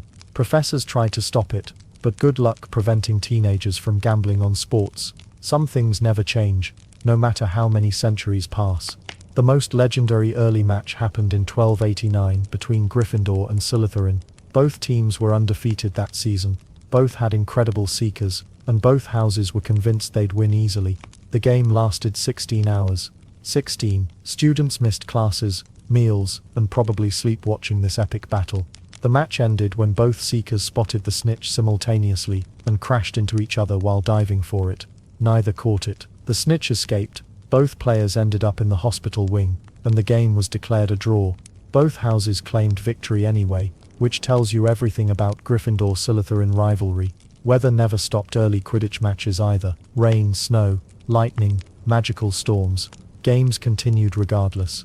One famous match was played during a blizzard so thick that spectators couldn't see the players. They just listened to the commentary and cheered whenever something exciting seemed to happen. The sport created heroes and legends among students. Star players became more famous around school than top academic performers. Kids who struggled in potions or transfiguration could become school celebrities just by catching a snitch or scoring spectacular goals. But Quidditch success came with pressure too. Team captains dealt with enormous expectations from their houses. Losing streaks could make players miserable for weeks. Winning streaks created egos that professors had to deflate regularly. These early matches established traditions that would echo through Hogwarts for centuries. The fierce competition, the house pride, the dramatic victories and crushing defeats, all of it started with those first brave students who grabbed broomsticks and decided to chase some balls around the sky. But the real magic of Quidditch wasn't just in the game itself. After centuries of teaching the core magical subjects, Hogwarts began expanding its curriculum in ways that would have amazed even the four founders. The school that started with basic spell work and potion brewing gradually transformed into a comprehensive magical university. But here's what's fascinating. Each new subject added wasn't just thrown in randomly. Every edition told a story about the changing wizarding world. Ancient runes became one of the first major additions, and honestly it makes perfect sense. Wizards needed to understand the old magical languages carved into castle walls and ancient artifacts. Students who took this subject could decipher mysterious symbols that others couldn't even recognize. The weird part is how many students avoided it, thinking it was just boring translation work. They had no idea they were missing out on unlocking literal magical secrets hidden throughout the castle. Arithmancy followed shortly after, bringing mathematical precision to magic. Well, turns out magic isn't just waving wands and hoping for the best. Numbers held real power in spellcasting, and arithmancy students learned to predict magical outcomes using complex calculations. Professor Vector, who taught this subject for decades, often said her students could calculate the exact probability of their spells succeeding. Makes you wonder why more wizards didn't take advantage of such precise magical control, right? Then there's divination, which arrived much later and caused quite the stir among professors. Some teachers thought it was complete nonsense, while others believed it held genuine prophetic power. The subject attracted students who wanted to peek into the future, though most ended up predicting their own deaths in creative ways. But here's the thing. Real prophecies did occasionally emerge from those misty classrooms, changing the course of wizarding history forever. Care of magical creatures developed organically from students' natural curiosity about the beasts roaming the grounds. Initially, groundskeepers just warned students to stay away from dangerous animals. However, forward-thinking headmasters realized students needed proper education about magical creatures they'd encounter throughout their lives. The subject evolved from basic safety lessons into comprehensive creature studies, covering everything from feeding bowtruckles to understanding dragon behavior. Muggle studies emerged as perhaps the most controversial addition. Pure-blood families often questioned why magical children needed to learn about non-magical people. Yet progressive educators understood that wizards lived alongside Muggles, whether they acknowledged it or not. Students learned about Muggle technology, culture, and daily life, preparing them for a world where magical and non-magical communities increasingly intersected. Let's not forget how each headmaster left their personal mark on the curriculum. Some emphasized practical magic, adding subjects like magical theory and advanced spellcrafting. Others focused on historical understanding, expanding courses in magical history and wizarding lore. A few rebellious headmasters even introduced experimental subjects that lasted only a few years before being quietly discontinued. The beauty of Hogwarts' educational evolution lay in its flexibility. Unlike rigid Muggle schools, Hogwarts could adapt its magical curriculum to meet changing times. When dark wizards threatened the wizarding world, defense against the dark arts received more attention and resources. During peaceful periods, subjects like magical arts and music flourished. Advanced students could pursue specialized tracks in their final years. Some focused on healing magic, preparing for careers as healers at St. Mungo's Hospital. Others concentrated on curse breaking, getting ready to work for Gringotts Bank in exotic locations. The most ambitious students tackled experimental magic, pushing the boundaries of what spells could accomplish. But why did certain subjects become more popular than others? Transfiguration remained challenging and respected throughout centuries. Potions attracted students who enjoyed precise methodical magic. Charms appealed to those who wanted practical everyday spells. Defense against the dark arts drew students seeking excitement and danger. The strangest part about curriculum expansion was how some subjects seemed to teach themselves. Hogwarts' magical environment somehow enhanced learning in ways no one fully understood. Students absorbed information faster within the castle walls, and spells came more naturally in certain classrooms. The castle itself seemed invested in educating young witches and wizards. Subject selection also revealed fascinating patterns about student personalities. Ravenclaws gravitated toward intellectual challenges like ancient runes and arithmancy. Gryffindors preferred action-oriented subjects like defense against the dark arts and care of magical creatures. Hufflepuffs excelled in herbology and healing-related studies. Slytherins often chose subjects that promised power and prestige. New professors brought fresh perspectives and teaching methods. Some emphasized hands-on learning, taking students on educational adventures throughout the castle and grounds. Others preferred theoretical approaches, filling blackboards with complex magical formulas and historical timelines. The diversity of teaching styles meant every student could find subjects and professors that matched their learning preferences. However, not every curricular experiment succeeded. Failed subjects like experimental potions and advanced divination disappeared after causing too many magical accidents or producing unreliable results. Hogwarts learned through trial and error, keeping what worked and quietly abandoning what didn't. This educational evolution would prove crucial when darker times approached the school. Students with diverse magical knowledge would soon need every skill they'd learn to face unprecedented challenges that would test not just their magical abilities, but their courage and loyalty as well. The magical world needed a prison, and boy did they get one. In the 1700s, the Ministry of Magic decided that keeping dark wizards locked up in regular dungeons wasn't cutting it anymore.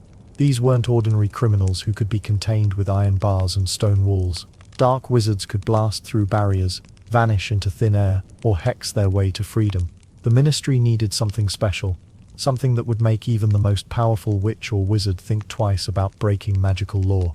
Enter Azkaban, built on a rocky island in the middle of the North Sea. This fortress prison became the most feared place in the wizarding world. The location alone was genius. Surrounded by freezing water, buffeted by endless storms, and so far from land that escape seemed impossible. But the ministry didn't stop there. They made a deal that would haunt the magical community for centuries.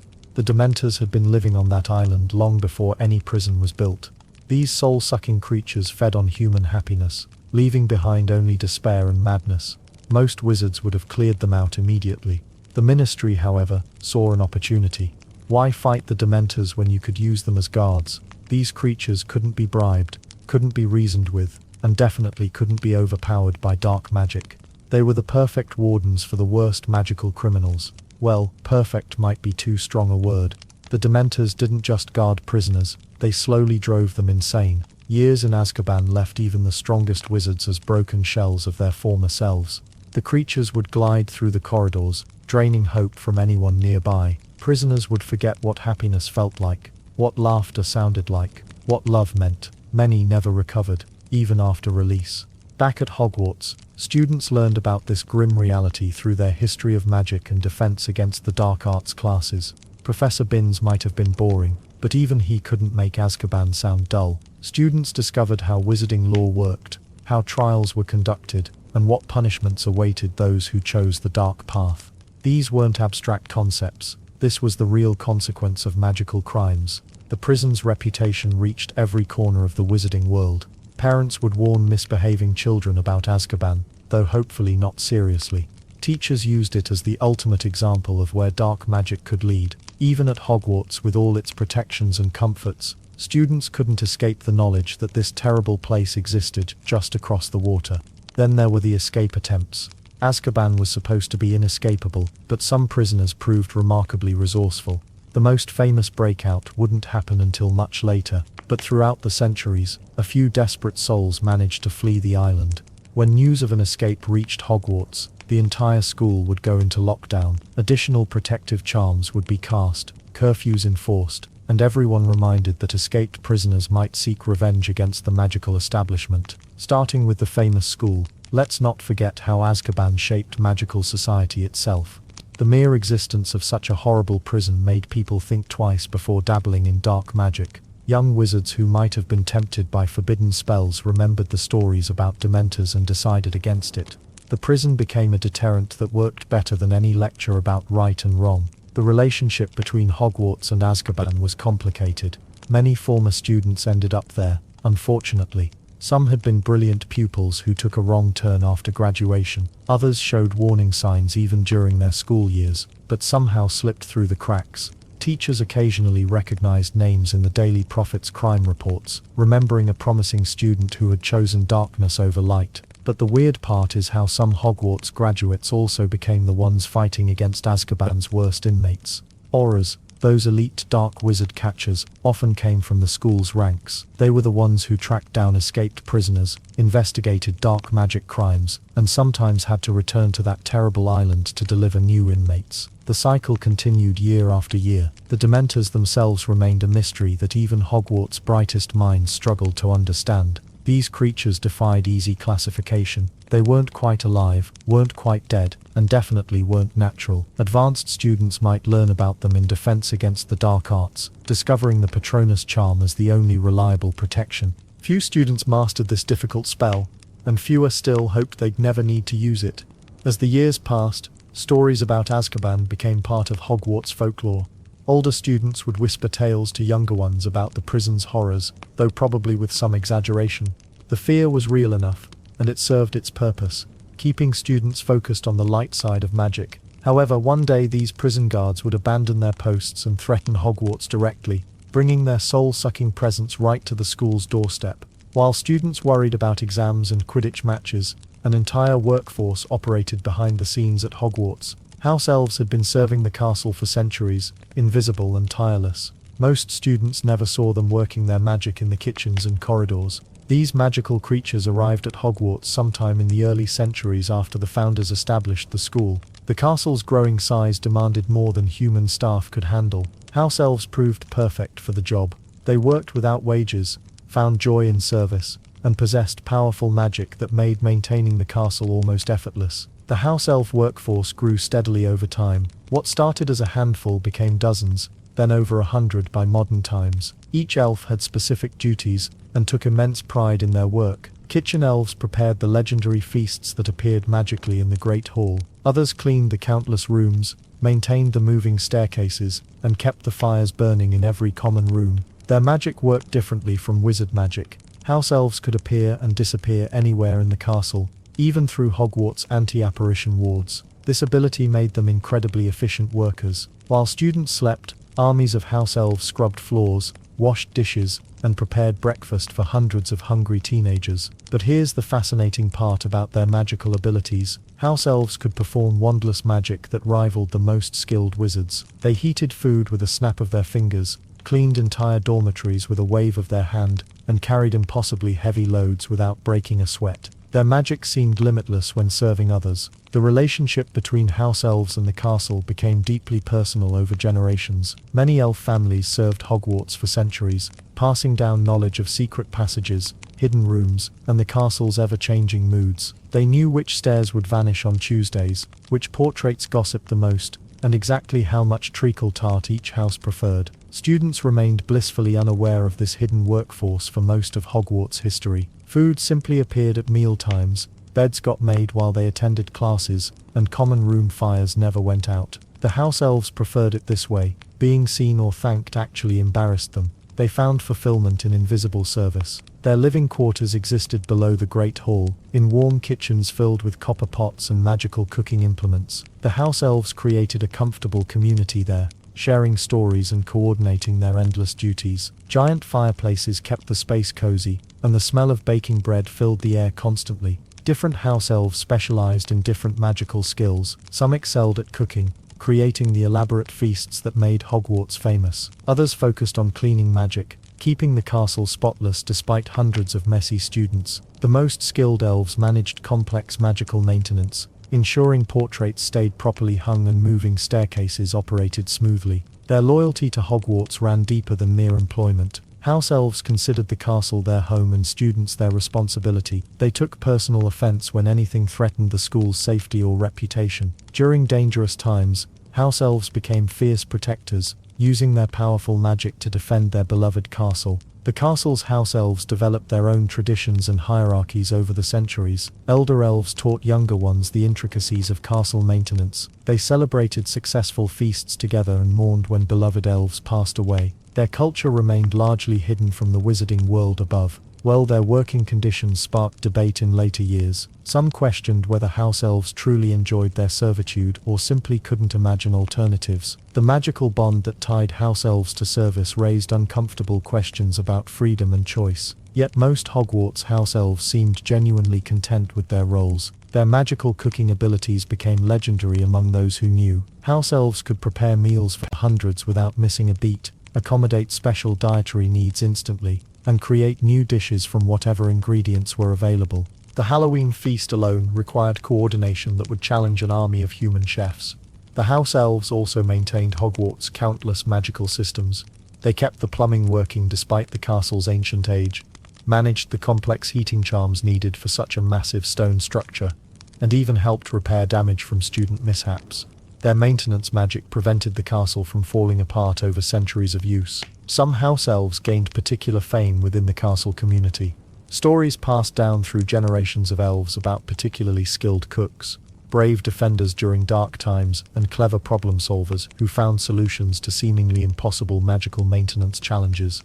The relationship between house elves and Hogwarts represented something deeper than simple employment. These magical creatures became part of the castle's living essence, as integral to its function as the moving staircases or talking portraits. However, this invisible workforce wouldn't remain hidden forever. Eventually, certain individuals would challenge the traditional relationships between wizards and house elves, forcing Hogwarts to examine centuries-old assumptions about service, freedom, and magical society itself. Through centuries of magical education, dozens of headmasters have shaped Hogwarts into what we know today. Each one brought their own vision, quirks, and sometimes questionable decisions to the castle. But here's what's fascinating. The headmaster's role wasn't just about running a school. They were protecting one of the most powerful magical locations on Earth. The early headmasters after the founders faced incredible challenges. Medieval wizards didn't exactly have management handbooks lying around. They were making it up as they went along, dealing with everything from dragon attacks to student pranks that could literally blow up towers. One headmaster in the 1200s reportedly spent his entire tenure trying to stop students from sneaking into the Forbidden Forest. Spoiler alert, he failed miserably.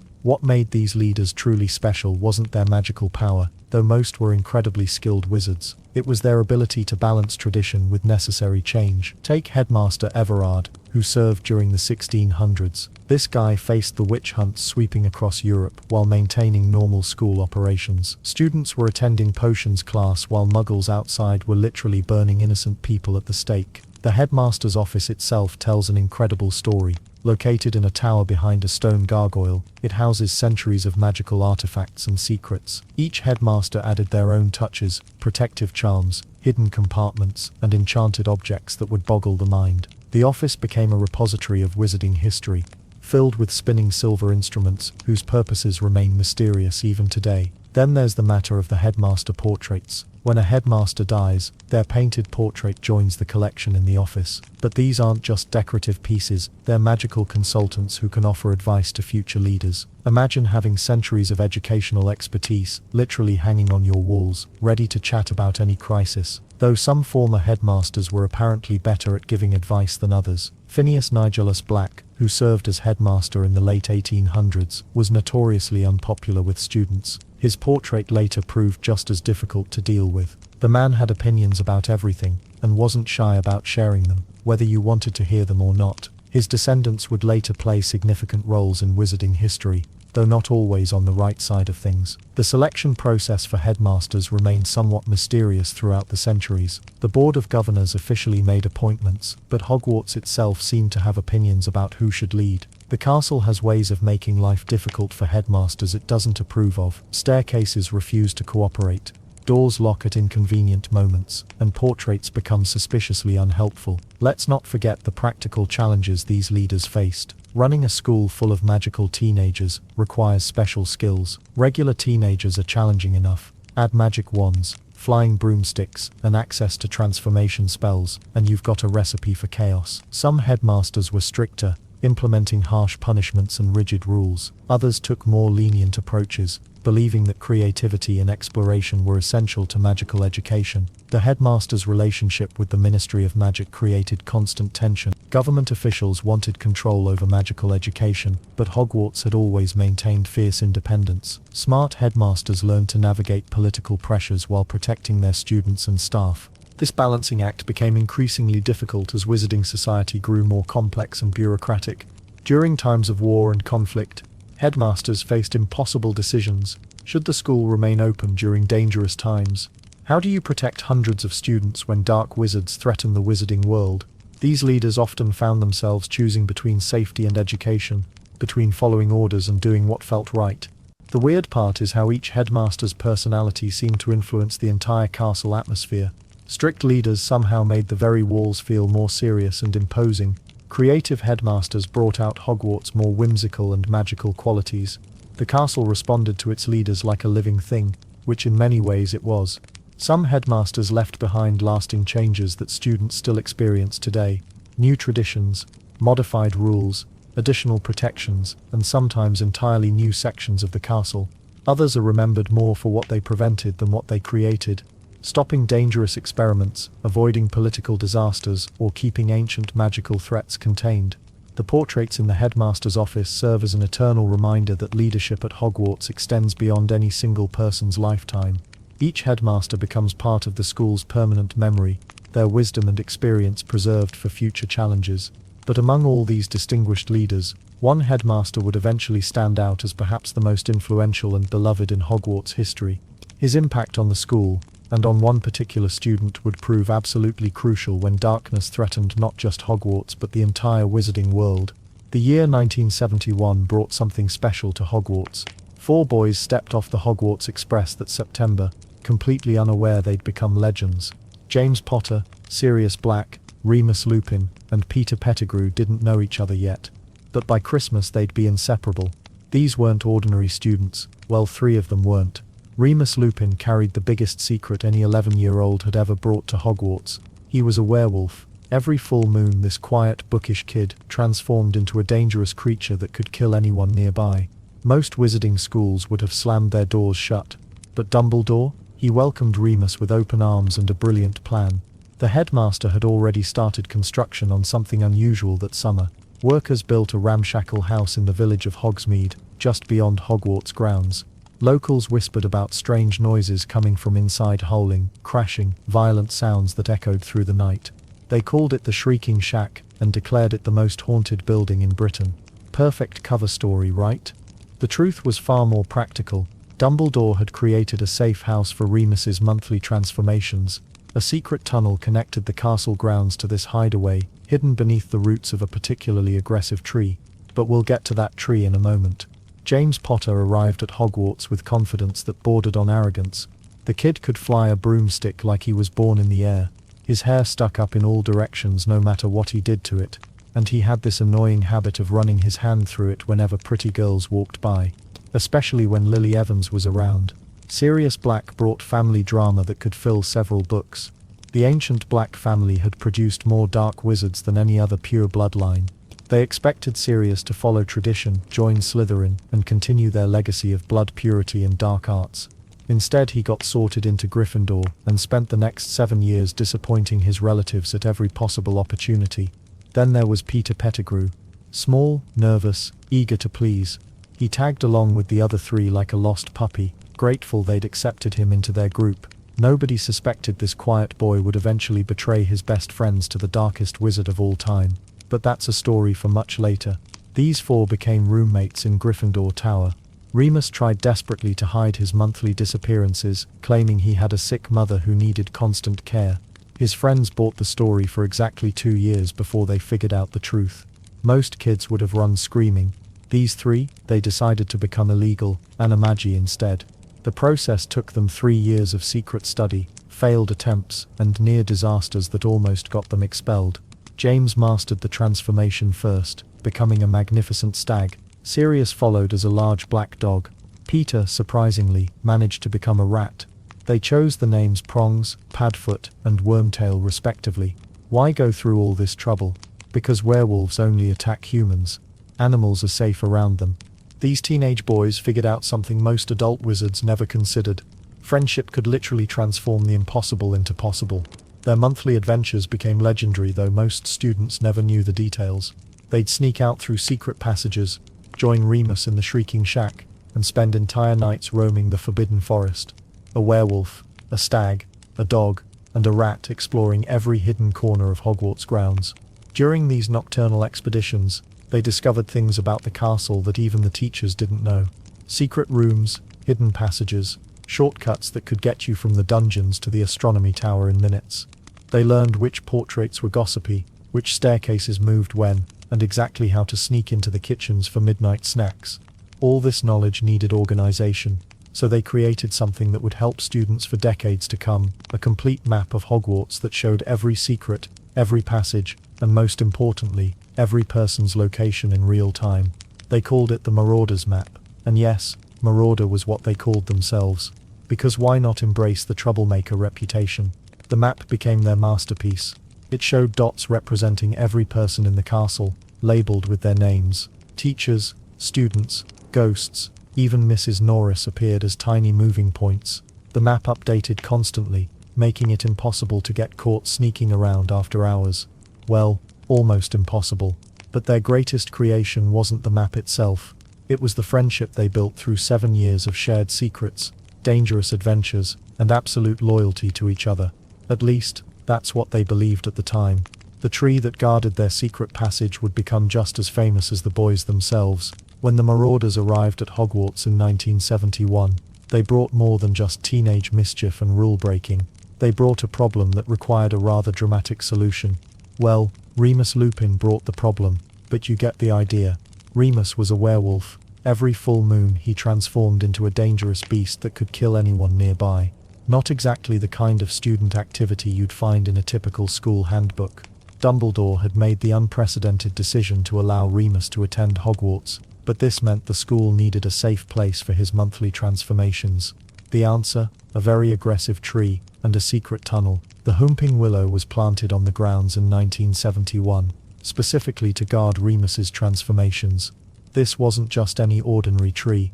The Whomping Willow is a massive violent plant that attacks anything that comes within striking distance of its thick, powerful branches. Makes sense as a security system, right? Who's going to investigate a tree that's actively trying to pummel you into next week? But here's the clever part. The tree guards the entrance to a secret tunnel that leads directly to the Shrieking Shack in Hogsmeade Village.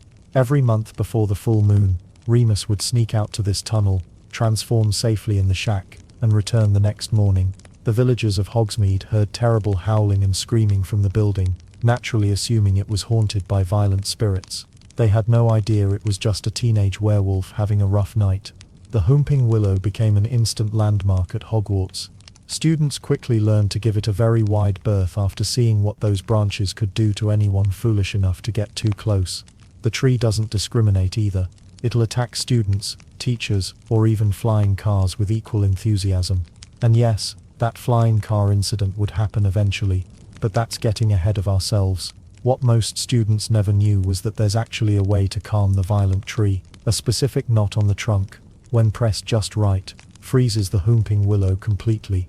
This secret knot was essential for Remus to safely access the tunnel each month.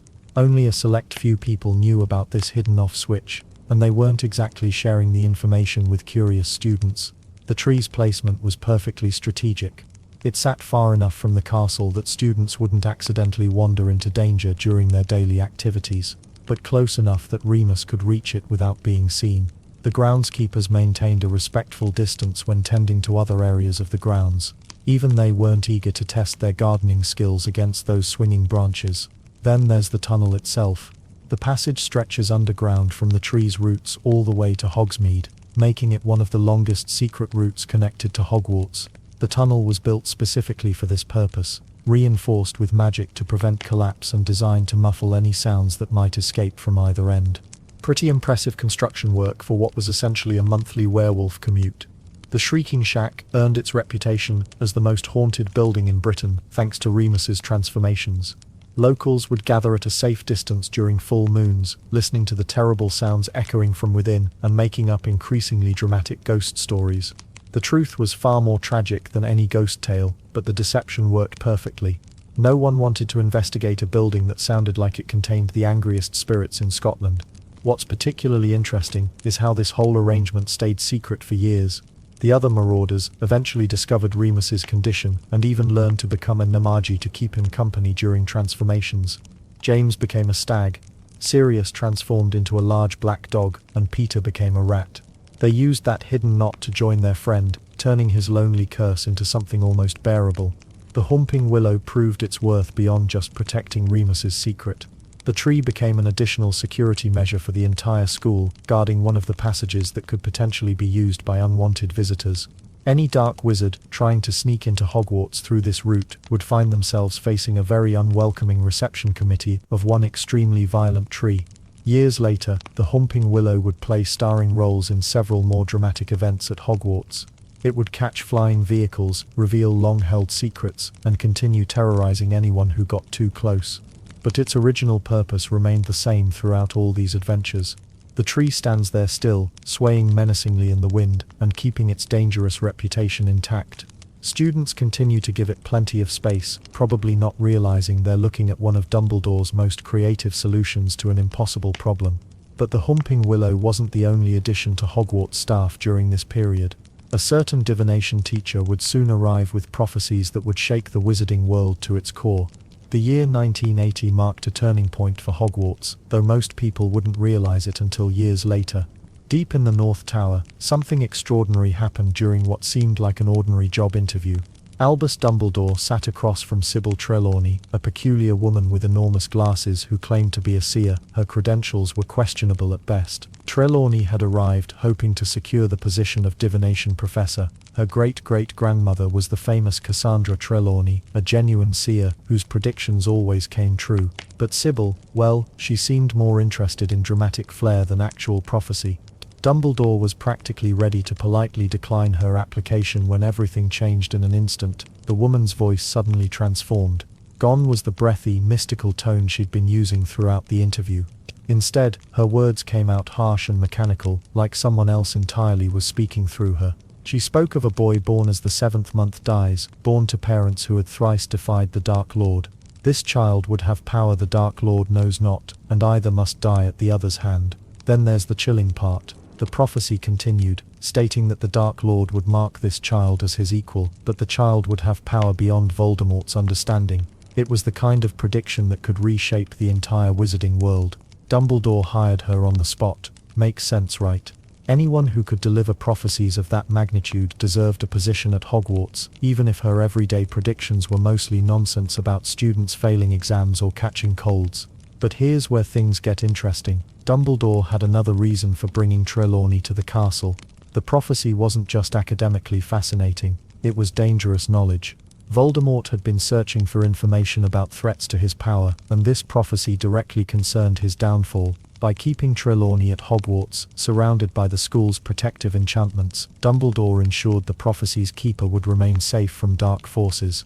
Trelawney settled into the North Tower with enthusiasm that bordered on theatrical obsession. She transformed the circular divination classroom into something resembling a fortune-teller's parlor rather than a proper educational space. Heavy curtains blocked most natural light, creating perpetual twilight. The air grew thick with incense that made students drowsy during lessons. Crystal balls, tea sets and astrological charts covered every available surface. Let's not forget her teaching style, which proved as unconventional as her decorating choices. Trelawney had a talent for making ominous predictions about her students, usually involving their imminent doom or academic failure. She'd gaze dramatically into crystal balls, read tea leaves with exaggerated concern, and interpret palmistry with theatrical gasps. Most students found her classes either amusing or irritating, depending on their tolerance for mystical theatrics. The weird part is how rarely her classroom predictions came true. She'd announce that a student would suffer terrible misfortune on a Tuesday, and the worst thing that happened was a missed breakfast. Yet she'd delivered one of the most important prophecies in wizarding history. Her genuine gift seemed to emerge only during moments of true crisis, catching everyone off guard. Other Hogwarts professors had mixed reactions to their new colleague. McGonagall, ever practical, considered divination the most imprecise branch of magic. She barely concealed her disdain for Trelawney's dramatic teaching methods and wild predictions about student disasters. Snape seemed equally unimpressed, though he kept his opinions to himself more carefully than usual. But why did Dumbledore continue supporting Trelawney despite her questionable daily predictions? Beyond protecting the prophecy's source, he recognized that genuine sight ran in her family bloodline. Her great-great-grandmother's reputation wasn't built on luck or coincidence. Even if Sibyl's abilities were inconsistent, they were real when they mattered most. Students quickly learned to navigate divination class with a mixture of skepticism and entertainment. Some, like Hermione Granger would later demonstrate, found the subject's lack of logical structure deeply frustrating. Others enjoyed the break from more rigorous academic subjects, treating crystal ball gazing as an opportunity for creative storytelling rather than serious study. The North Tower became Trelawney's domain, and she rarely ventured beyond it. She took most meals in her rooms, emerging primarily for the start of term and end-of-year feasts. This isolation suited her personality perfectly. She cultivated an air of mystical separation from ordinary castle life, as if constant communion with the future demanded such dedication. What nobody realized at the time was how that single prophecy would soon transform Hogwarts itself. The boy mentioned in Trelawney's vision was already born, already marked for an extraordinary destiny that would bring both darkness and light to the ancient castle. The stage was set for changes that would test every tradition Hogwarts had built over nearly 1,000 years, and soon a particularly complex professor would arrive to add his own shadows to the school's story. When Severus Snape walked through the doors of Hogwarts as a professor in the early 1980s, students probably had no idea they were about to meet one of the most complicated teachers in the school's history. This wasn't just another hire. Dumbledore had just recruited someone with secrets darker than the dungeons where he'd soon be teaching. Snape became the potions master, taking over the dank classroom in the castle's basement levels. The dungeon setting couldn't have been more perfect for him. Cold stone walls, bubbling cauldrons and shelves lined with preserved creatures in jars created an atmosphere that matched his intimidating presence. Students quickly learned that his classroom was no place for careless mistakes. His teaching style, absolutely terrifying for most students. Snape demanded perfection from day one. He had zero tolerance for incompetence and even less patience for students who didn't take potions seriously. One wrong ingredient could ruin an entire batch, and Snape made sure everyone knew it. His sharp tongue and cutting remarks became legendary throughout the castle. The weird part is how differently he treated students from different houses. Slytherins rarely faced his wrath, while Gryffindors seemed to attract his criticism like magnets. This wasn't just typical house rivalry either. There was something personal about the way Snape targeted certain students, especially those who reminded him of people from his past. His knowledge of potions was absolutely unmatched though. Even students who feared him had to admit that Snape knew everything about brewing, ingredient properties and magical reactions. He could identify a potion by smell alone and spot contamination from across the room. This expertise made him invaluable to Hogwarts, even if his personality made him unpopular. Then there were the rumors about his background. Students whispered about his past, wondering how someone so young had become so skilled and so bitter. Some said he'd been involved with dark magic before coming to Hogwarts. Others claimed he had connections to dangerous wizards. The truth was far more complicated than anyone guessed. What nobody knew was that Snape's loyalty lay firmly with Dumbledore. Behind the scenes he was working as a double agent, providing crucial information that helped protect the school. His harsh exterior masked a man carrying tremendous guilt and trying to make amends for past mistakes. But students only saw the intimidating professor who seemed to enjoy making their lives difficult. His office became a place students dreaded visiting. Dark and cramped, filled with specimen jars and brewing equipment, it reflected Snape's personality perfectly.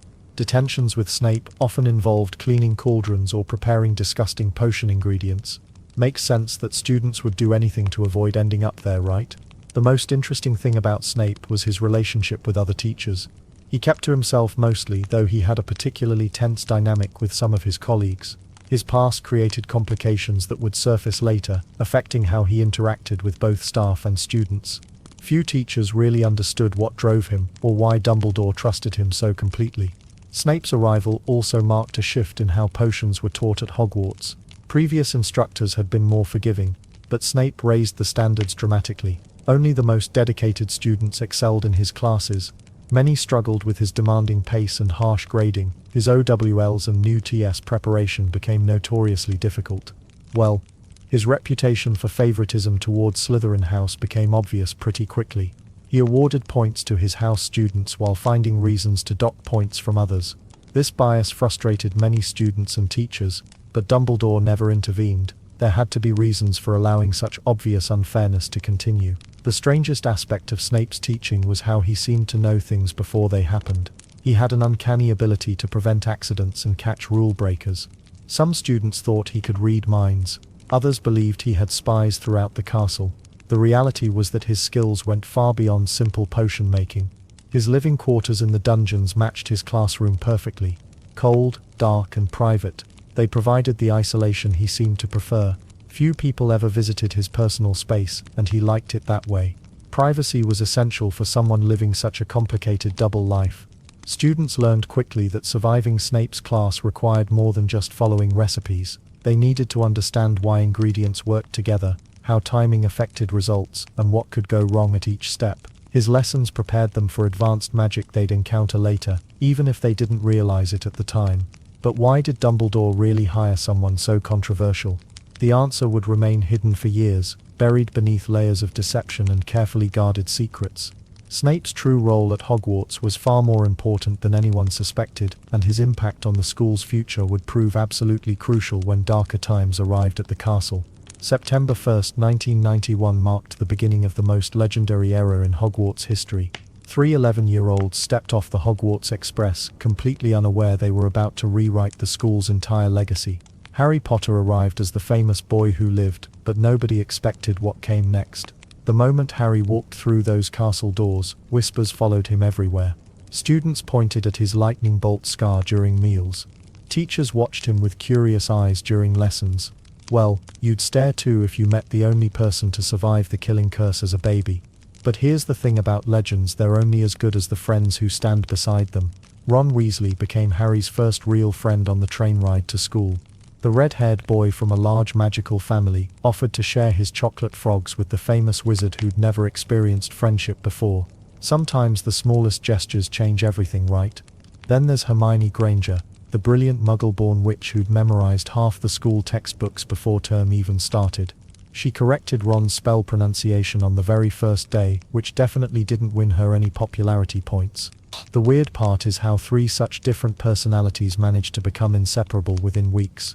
Their first real adventure happened on Halloween night, and it involved something no first-year student should ever face: a 12-foot mountain troll wandering the castle dungeons. Most kids would run screaming in the opposite direction. These three, they grabbed their wands and decided to play hero instead. The troll incident revealed something crucial about each member of this unlikely trio. Harry showed the natural bravery that made him a perfect Gryffindor. Ron proved his loyalty by standing beside his friend despite being terrified. Hermione demonstrated that book knowledge means nothing without courage to act when it matters. Let's not forget their first defense against the dark arts teacher, Professor Quirrell. The nervous, stuttering man seemed harmless enough, always jumping at his own shadow. Students actually felt sorry for him during classes. Nobody suspected he was secretly harboring the Dark Lord on the back of his skull. Talk about hiding in plain sight. Their rule-breaking reached legendary status almost immediately. Late-night wanderings through forbidden corridors became routine. Sneaking past Filch and his menacing cat, Mrs. Norris, turned into a regular sport. The trio accumulated more detentions in their first year than most students received in their entire Hogwarts career. But why did teachers keep giving them second chances? Simple, they broke rules for the right reasons. When they discovered someone was trying to steal the Philosopher's Stone hidden in the school, they didn't just report it to adults. They took matters into their own hands. The challenges protecting the stone tested each of their unique abilities. Ron's strategic mind conquered McGonagall's giant chess set, sacrificing himself so his friends could continue. Hermione's logical thinking solved Snape's impossible potion riddle. Harry's pure heart and determination faced Quirrell and Voldemort in the final chamber.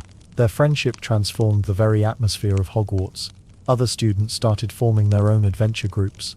The castle buzzed with excitement and possibility again. Even the ghosts seemed more cheerful when these three were around, causing their particular brand of heroic chaos. Makes sense, right? Three kids who genuinely cared about protecting their school inspired everyone else to care more too. Their courage was absolutely contagious throughout the student body. The professors watched this trio with mixed emotions.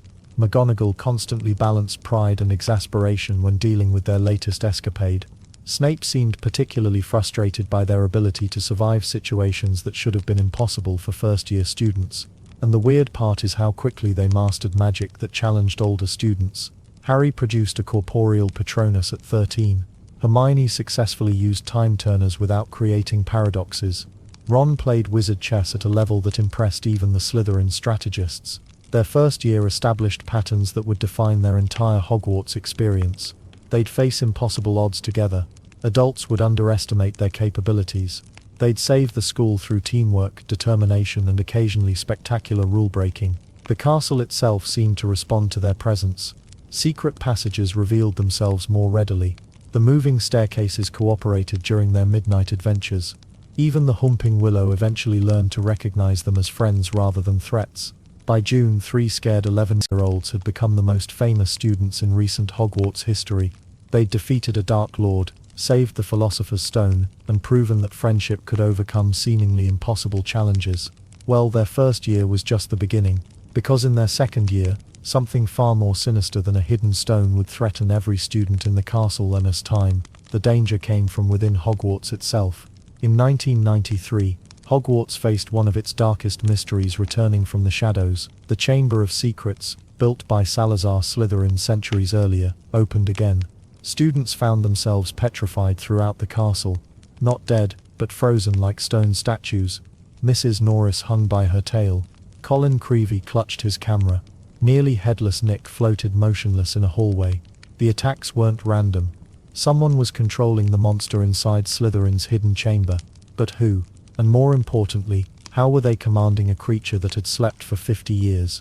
Harry Potter found himself at the center of suspicion. He could speak to snakes. Parseltongue, the gift of serpent speech, marked him as Slytherin's possible heir. Students whispered in corridors. Teachers watched him carefully. Even his friends wondered if the boy who lived might have a darker side. Well, the truth was far more twisted than anyone imagined. Ginny Weasley had been writing in a mysterious diary all year. Tom Marvolo Riddle's diary, to be exact. An innocent 11-year-old girl pouring her heart out to blank pages that wrote back with sympathy and understanding. The diary seemed like the perfect friend. Someone who listened without judgment. Someone who cared about her problems. The weird part is how charming Tom Riddle appeared on those pages. He offered comfort when Ginny felt homesick. He gave advice about schoolwork. He even helped her with spells and potions. What Ginny didn't realize was that each conversation drained a little more of her life force. Tom Riddle was feeding off her soul, growing stronger while she grew weaker. Dumbledore got suspended from Hogwarts during the crisis. The Board of Governors demanded action, and removing the headmaster seemed like their only option. Cornelius Fudge arrived with an arrest warrant for Hagrid too. The half-giant had been blamed for the previous chamber opening 50 years earlier.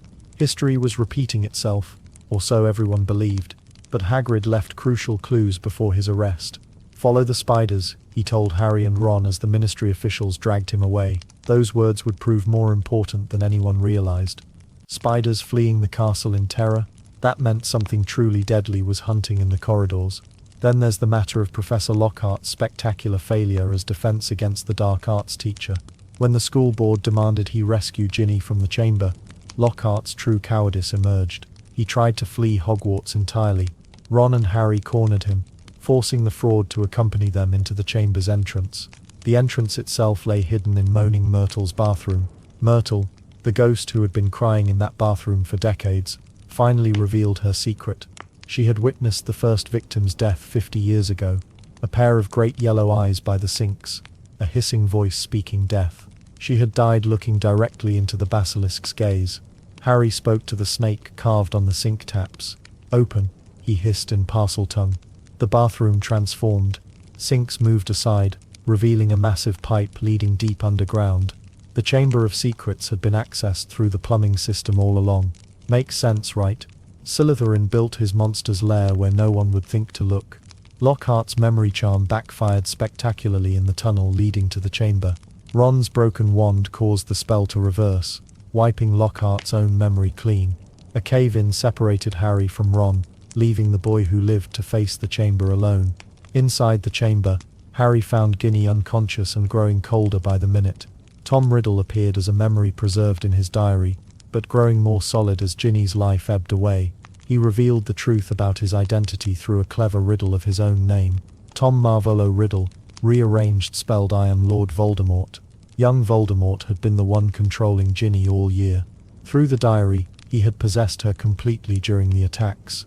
She had been opening the chamber, commanding the basilisk, writing threatening messages on walls, all while having no memory of her actions. The basilisk emerged from Slytherin's mouth carved in the chamber wall, 60 feet of serpent with deadly fangs and killing eyes. But Dumbledore's phoenix Fawkes arrived to help Harry. The bird clawed out the basilisk's eyes and delivered the sorting hat containing Godric Gryffindor's sword. Harry drove the sword through the basilisk's mouth, but not before its fang pierced his arm. Phoenix tears healed the deadly wound. Then Harry used that same basilisk fang to destroy Tom Riddle's diary. As the diary bled ink, the memory of young Voldemort screamed and faded away. The Chamber of Secrets closed again, its monster dead and its heir's memory destroyed. But this wouldn't be the last time a piece of Voldemort's soul would threaten Hogwarts students. The diary had been something far more dangerous than anyone realized at the time. Speaking of dangerous threats to the school, the following year would bring an entirely different kind of peril to Hogwarts grounds. The year 1994 brought something unprecedented to Hogwarts. After centuries of relative isolation, the castle opened its doors to 2 other magical schools for the legendary Triwizard Tournament. This wasn't just any competition, it was a dangerous, death-defying contest that hadn't been held for over a century. Why had it stopped? Well, the death toll got a bit too high for comfort. The Ministry of Magic decided that maybe watching teenagers face mortal peril wasn't the best form of entertainment. But hey, what could go wrong bringing it back, right? The Bulbaton's Academy of Magic arrived first, their powder blue carriage pulled by massive winged horses called Abraxans. These weren't your average ponies, they were the size of elephants and only drank single malt whiskey. The Bulbaton students made quite an entrance, performing an elaborate dance routine in the Great Hall. Their headmistress, Madame Maxime, stood nearly as tall as Hagrid and commanded respect wherever she went. Then came Durmstrang Institute, emerging from the depths of the Black Lake in a spectacular ship that looked like a skeleton. Their students wore thick furs and heavy cloaks, led by the infamous Igor Karkaroff. These weren't your typical teenage wizards. They practiced the dark arts as part of their regular curriculum, and had a reputation for producing some seriously tough magical warriors. The tournament selection process involved the Goblet of Fire, an ancient magical artifact that would choose one champion from each school. Students had to be 17 or older to enter, a safety measure that seemed reasonable, given the tournament's deadly history. The goblet sat in the entrance hall, surrounded by an age line that Dumbledore himself had drawn to keep younger students away. But here's where things got weird. The goblet spat out 4 names instead of 3. Harry Potter, barely 14, and definitely not old enough to compete, became an unexpected 4th champion. Someone had entered his name without his knowledge, binding him magically to participate whether he wanted to or not. The first task, fighting dragons. Not baby dragons or sleepy dragons. Fully grown, fire-breathing, absolutely furious dragons. Each champion had to retrieve a golden egg from a nesting mother dragon, while hundreds of spectators watched from supposedly safe stands. Cedric Diggory faced a Swedish short-snout, Fleur Delacour took on a common Welsh green, Victor Crumb battled a Chinese fireball, and Harry somehow survived an encounter with a Hungarian horntail, the most vicious of them all. The golden eggs contained clues for the second task, but they screamed horribly when opened. The trick was taking them underwater, where the screaming became a haunting song. The merpeople of the Black Lake had taken something precious from each champion, and they had exactly 1 hour to retrieve it from the depths. Cedric used a bubblehead charm to breathe underwater. Crumb partially transfigured himself into a shark. Fleur attempted the same charm but was attacked by Grindylows and couldn't complete the task. Harry used gillyweed, courtesy of some mysterious help, transforming his hands into webbed appendages and growing gills to breathe underwater. The third and final task turned the Quidditch pitch into a massive maze filled with magical creatures and enchanted obstacles. Sphinx riddles, blast-ended scroots, bogarts, and enchanted mist that turned the world upside down, literally. The Triwizard Cup waited at the center, promising glory to whoever reached it first. What nobody knew was that the cup had been turned into a portkey. When Harry and Cedric grabbed it together, displaying the kind of sportsmanship that would make Hufflepuff proud, they were transported far from Hogwarts to a dark graveyard where Lord Voldemort waited. The tournament that was supposed to showcase magical education and international cooperation became the stage for Voldemort's return to power. Cedric Diggory, a talented student who embodied everything good about Hogwarts, was murdered simply for being in the wrong place at the wrong time. His death shattered the illusion that Hogwarts was a safe haven from the growing darkness in the wizarding world. The other schools departed under a cloud of suspicion and fear. Karkaroff, revealed as a former Death Eater, fled into hiding. The magical cooperation that the tournament was meant to foster crumbled as quickly as it had been built. The castle felt emptier somehow, despite being back to its normal population. The Triwizard Tournament had returned Hogwarts to international prominence, but at a cost nobody had anticipated.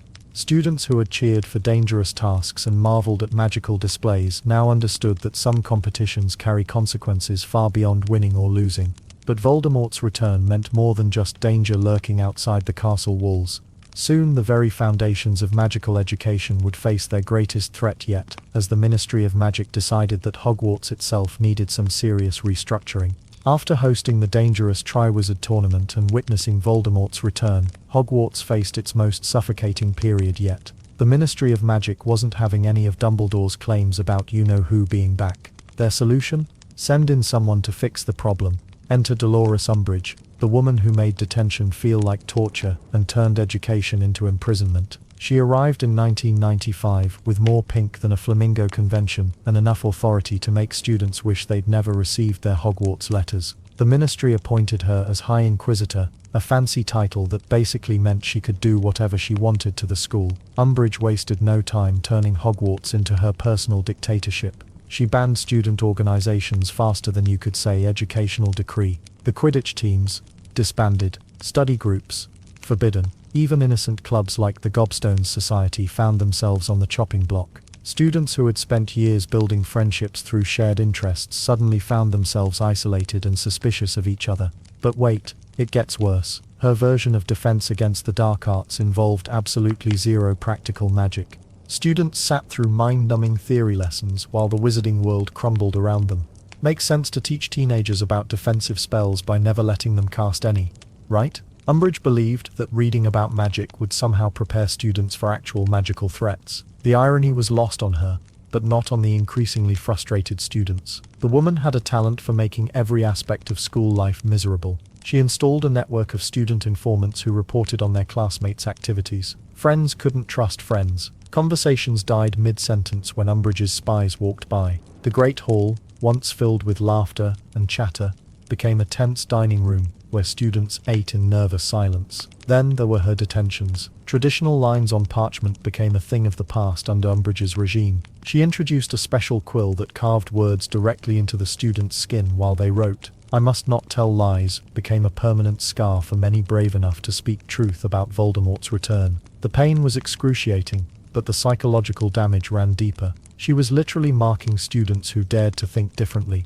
Her office became a monument to her twisted personality. Pink dominated everything: the walls, the furniture, the decorative plates featuring moving kittens. The kittens mewed constantly, creating an unsettling soundtrack to her punishments. Students entering for detention found themselves surrounded by an overwhelming amount of sickeningly sweet decor that contrasted sharply with the cruelty happening inside. Educational decree after educational decree appeared on the school notice boards. Teachers couldn't discuss certain topics. Students needed permission to form groups of 3 or more. Even conversations about current events became dangerous territory. Hogwarts, a place where young minds were supposed to grow and explore, became a prison of bureaucratic control. But here's where things get interesting. The more Umbridge tightened her grip, the more students slipped through her fingers. Her oppressive rules created exactly the opposite effect she intended. Instead of compliance, she bred rebellion. Students who had never considered breaking rules suddenly found themselves plotting against authority. The teachers, bound by ministry regulations, couldn't openly oppose Umbridge. However, they found creative ways to undermine her authority. Professor McGonagall became a master of malicious compliance, following Umbridge's rules to the letter while making her life as difficult as possible. Other professors developed sudden hearing problems when students asked about banned topics, then launched into detailed explanations anyway. Meanwhile, a secret resistance was forming. Students realized that their education was being sabotaged and their safety compromised. They couldn't rely on adults to fix the situation, so they decided to fix it themselves. The seeds of Dumbledore's army were planted in the fertile ground of Umbridge's oppression. Her interrogation methods would make Ministry auras uncomfortable. She used Veritaserum on students and threatened to employ the Cruciatus Curse, an unforgivable that could land any wizard in Azkaban. The woman who preached about proper educational standards was willing to torture children to maintain her control. The hypocrisy was staggering, but perfectly in character for someone drunk on power. Umbridge's reign of terror reached its peak when she tried to use the Cruciatus Curse on Harry Potter himself. A Ministry official, sworn to uphold magical law, was ready to commit one of the most serious crimes in the wizarding world. The mask had completely slipped off her sweet kitten-loving facade.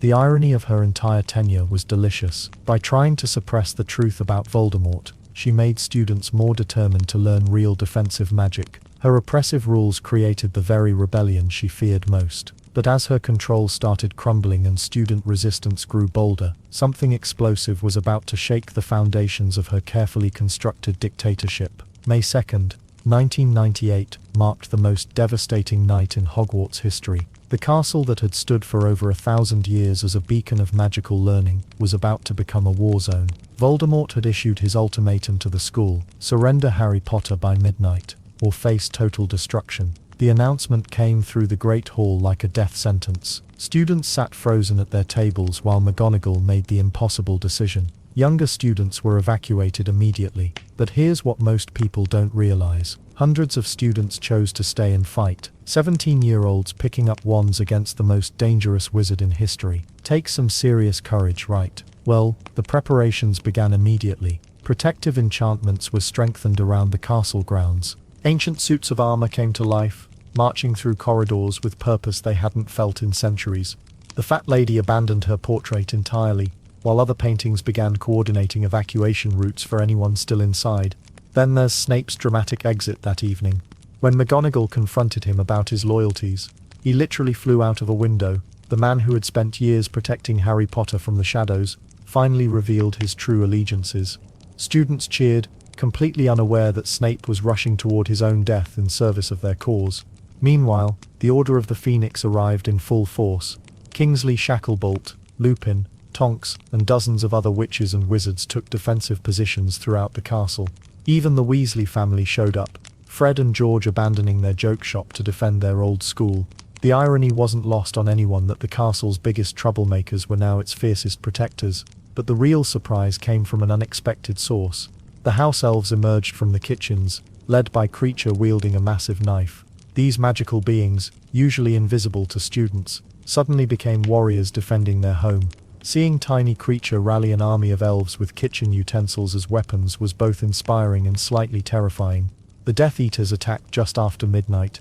Massive explosions rocked the ancient walls as protective barriers crumbled under magical assault.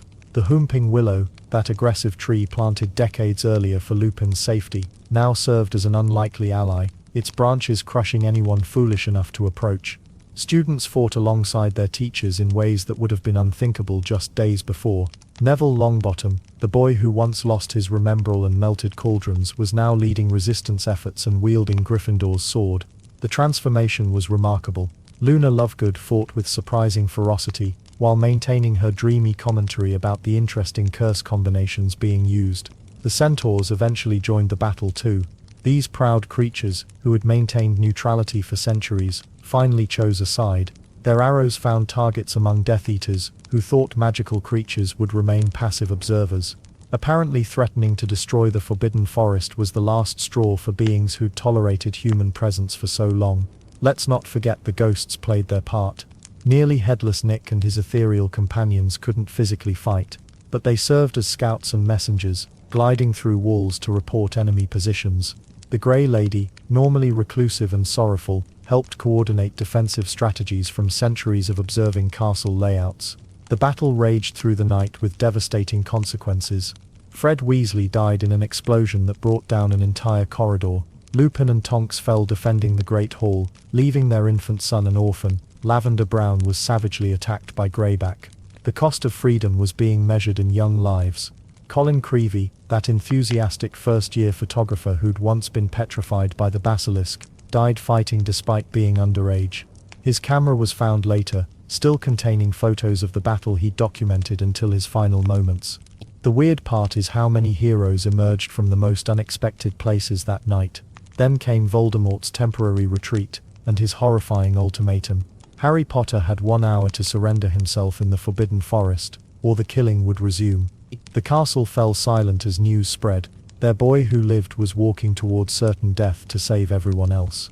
What followed was perhaps the most emotionally devastating hour in Hogwarts history. Students and teachers waited in the Great Hall, surrounded by bodies of friends and colleagues, not knowing if Harry's sacrifice would mean anything.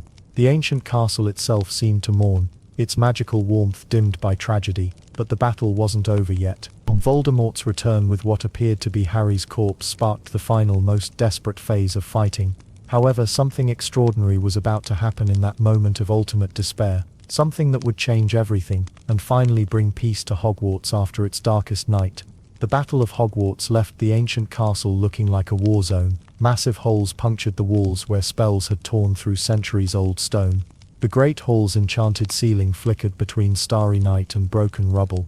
Entire corridors lay buried under collapsed masonry, and the moving staircases hung at impossible angles, some leading to nowhere at all. McGonagall stood in what remained of her Transfiguration classroom, surveying the devastation. Her desk had been completely vaporized by a Death Eater's curse. The blackboard hung in twisted metal fragments. Yet somehow, impossibly, a single potted plant on the windowsill had survived completely untouched. Magic works in mysterious ways, right? The rebuilding process began almost immediately. But this wasn't just about fixing broken walls. The entire wizarding world had changed, and Hogwarts needed to change with it. McGonagall, now officially appointed as headmistress, made it clear that things would be different. The old ways of doing things had failed spectacularly, allowing Voldemort to infiltrate and nearly destroy everything the Founders had built. First came the practical repairs. Teams of magical construction workers swarmed the castle grounds, but they weren't just patching holes, they were reinforcing everything with new protective enchantments that would make the castle virtually impregnable. The ancient magic that had protected Hogwarts for over 1,000 years was still there, but now it had backup systems. Multiple backup systems. Then there's the matter of the students who had their education completely disrupted. Many 7th years had spent their final year either in hiding or fighting for their lives instead of studying for their NAWTS. McGonagall established special remedial programs that allowed these students to return and complete their magical education properly. Some were 18 or 19 years old, sitting in classes with 15-year-olds, but nobody complained. Everyone understood the sacrifices that had been made. The curriculum underwent massive overhaul too. Defense against the dark arts finally got a permanent teacher who wasn't cursed, possessed, or secretly working for Voldemort. Revolutionary concept, apparently. But more importantly, the entire approach to teaching changed. Students would learn practical defensive magic from day one, not just theory. The days of incompetent teachers putting students in danger were officially over. McGonagall also instituted something completely unprecedented. Muggle studies became mandatory for all students, regardless of their blood status. Pure blood families initially resisted, but McGonagall was having none of it. The war had proven that understanding the Muggle world wasn't optional anymore. It was essential for magical society's survival and integration. The castle's security measures got a complete technological upgrade, if you can call magic technology. New enchantments could detect dark magic artifacts the moment they entered the grounds. No more cursed necklaces making their way to students through bathroom ghosts. The Room of Requirement was thoroughly searched and cleared of centuries' worth of hidden dangerous objects, including several more of Voldemort's failed Horcrux attempts. But here's the weird part about rebuilding Hogwarts. The castle seemed to be helping. Walls that should have taken months to repair fixed themselves overnight. New secret passages appeared, as if the castle was evolving and learning from the battle. The moving staircases developed new routes that were somehow more efficient than before. It was almost like Hogwarts itself had been traumatized and was now healing stronger than ever. Staff recruitment became McGonagall's biggest challenge. Half the teaching positions needed filling, and the pool of qualified candidates was smaller than ever. Many experienced witches and wizards had been killed or traumatized during the war. Others had fled Britain entirely. Finding teachers who could handle both the academic requirements and the emotional needs of war-affected students required a completely different approach to hiring. The house system faced serious scrutiny too. How could Slytherin House continue when it had produced so many Death Eaters? McGonagall's solution was brilliant in its simplicity. reform, don't eliminate. New Slytherin students would be taught that ambition and cunning could serve the greater good. The house's reputation would be rebuilt one student at a time, not destroyed through collective punishment. Memorial services and remembrance became woven into daily school life, but not in a depressing way. The castle now honored those who died not with mournful silence, but with celebration of learning and growth. Fred Weasley's memory lived on in the laughter echoing through corridors. Snape's sacrifice was remembered every time a student mastered a difficult potion. Physical renovations revealed dozens of previously unknown rooms and passages that had been sealed for centuries. Some contained valuable historical artifacts, others held mysteries that even McGonagall couldn't solve.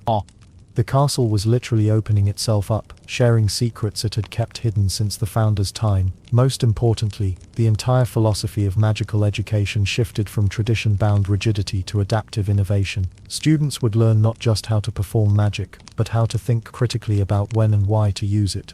The question remained, would these changes be enough to prevent future dark wizards from rising?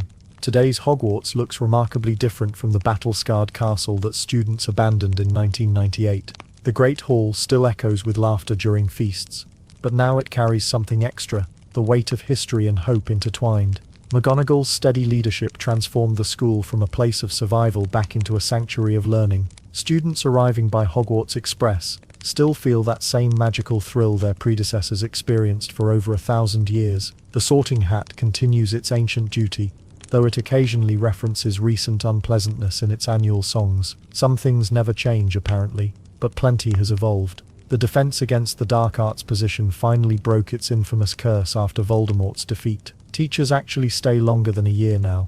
Revolutionary concept, right? The subject itself shifted focus from purely defensive magic to understanding how darkness can be prevented before it takes root. Students learn about the warning signs that create dark wizards, not just how to fight them. Then there's the remarkable shift in house relationships. Slytherin House faced serious challenges after the war, with many families reconsidering their legacy. McGonagall implemented new traditions encouraging inter-house cooperation. The old rivalry between Gryffindor and Slytherin softened into healthy competition rather than bitter hatred. House unity projects became mandatory. Fourth years from different houses now worked together on major assignments. The results surprised everyone. Slytherin ambition paired beautifully with Hufflepuff loyalty, while Ravenclaw wisdom balanced Gryffindor courage perfectly. The castle itself received extensive magical renovations. Damaged sections were rebuilt with stronger protective enchantments. The Room of Requirement took months to fully restore after its Fiendfire encounter, but it returned more responsive than ever to student needs. New safety protocols emerged from hard-learned lessons. The Forbidden Forest remains off-limits to students, but guided educational tours now happen under strict supervision. Hagrid, still keeper of keys and grounds, leads these expeditions with infectious enthusiasm and slightly improved safety awareness. Let's not forget the memorial additions. A beautiful garden behind the castle honors those who died protecting Hogwarts. Names etched in magical stone include students, teachers, and creatures who gave their lives. The memorial changes with the seasons. Flowers bloom in spring, snow creates peaceful silence in winter, reminding everyone that life continues. Modern Hogwarts embraces technological challenges too. Muggle-born students arrive knowing about smartphones and internet, creating interesting classroom discussions about magical versus technological solutions. Some progressive teachers even incorporate Muggle concepts into magical education, though purists still resist. Communication with families improved dramatically. Owls still deliver mail, but emergency contact systems now rival modern emergency services.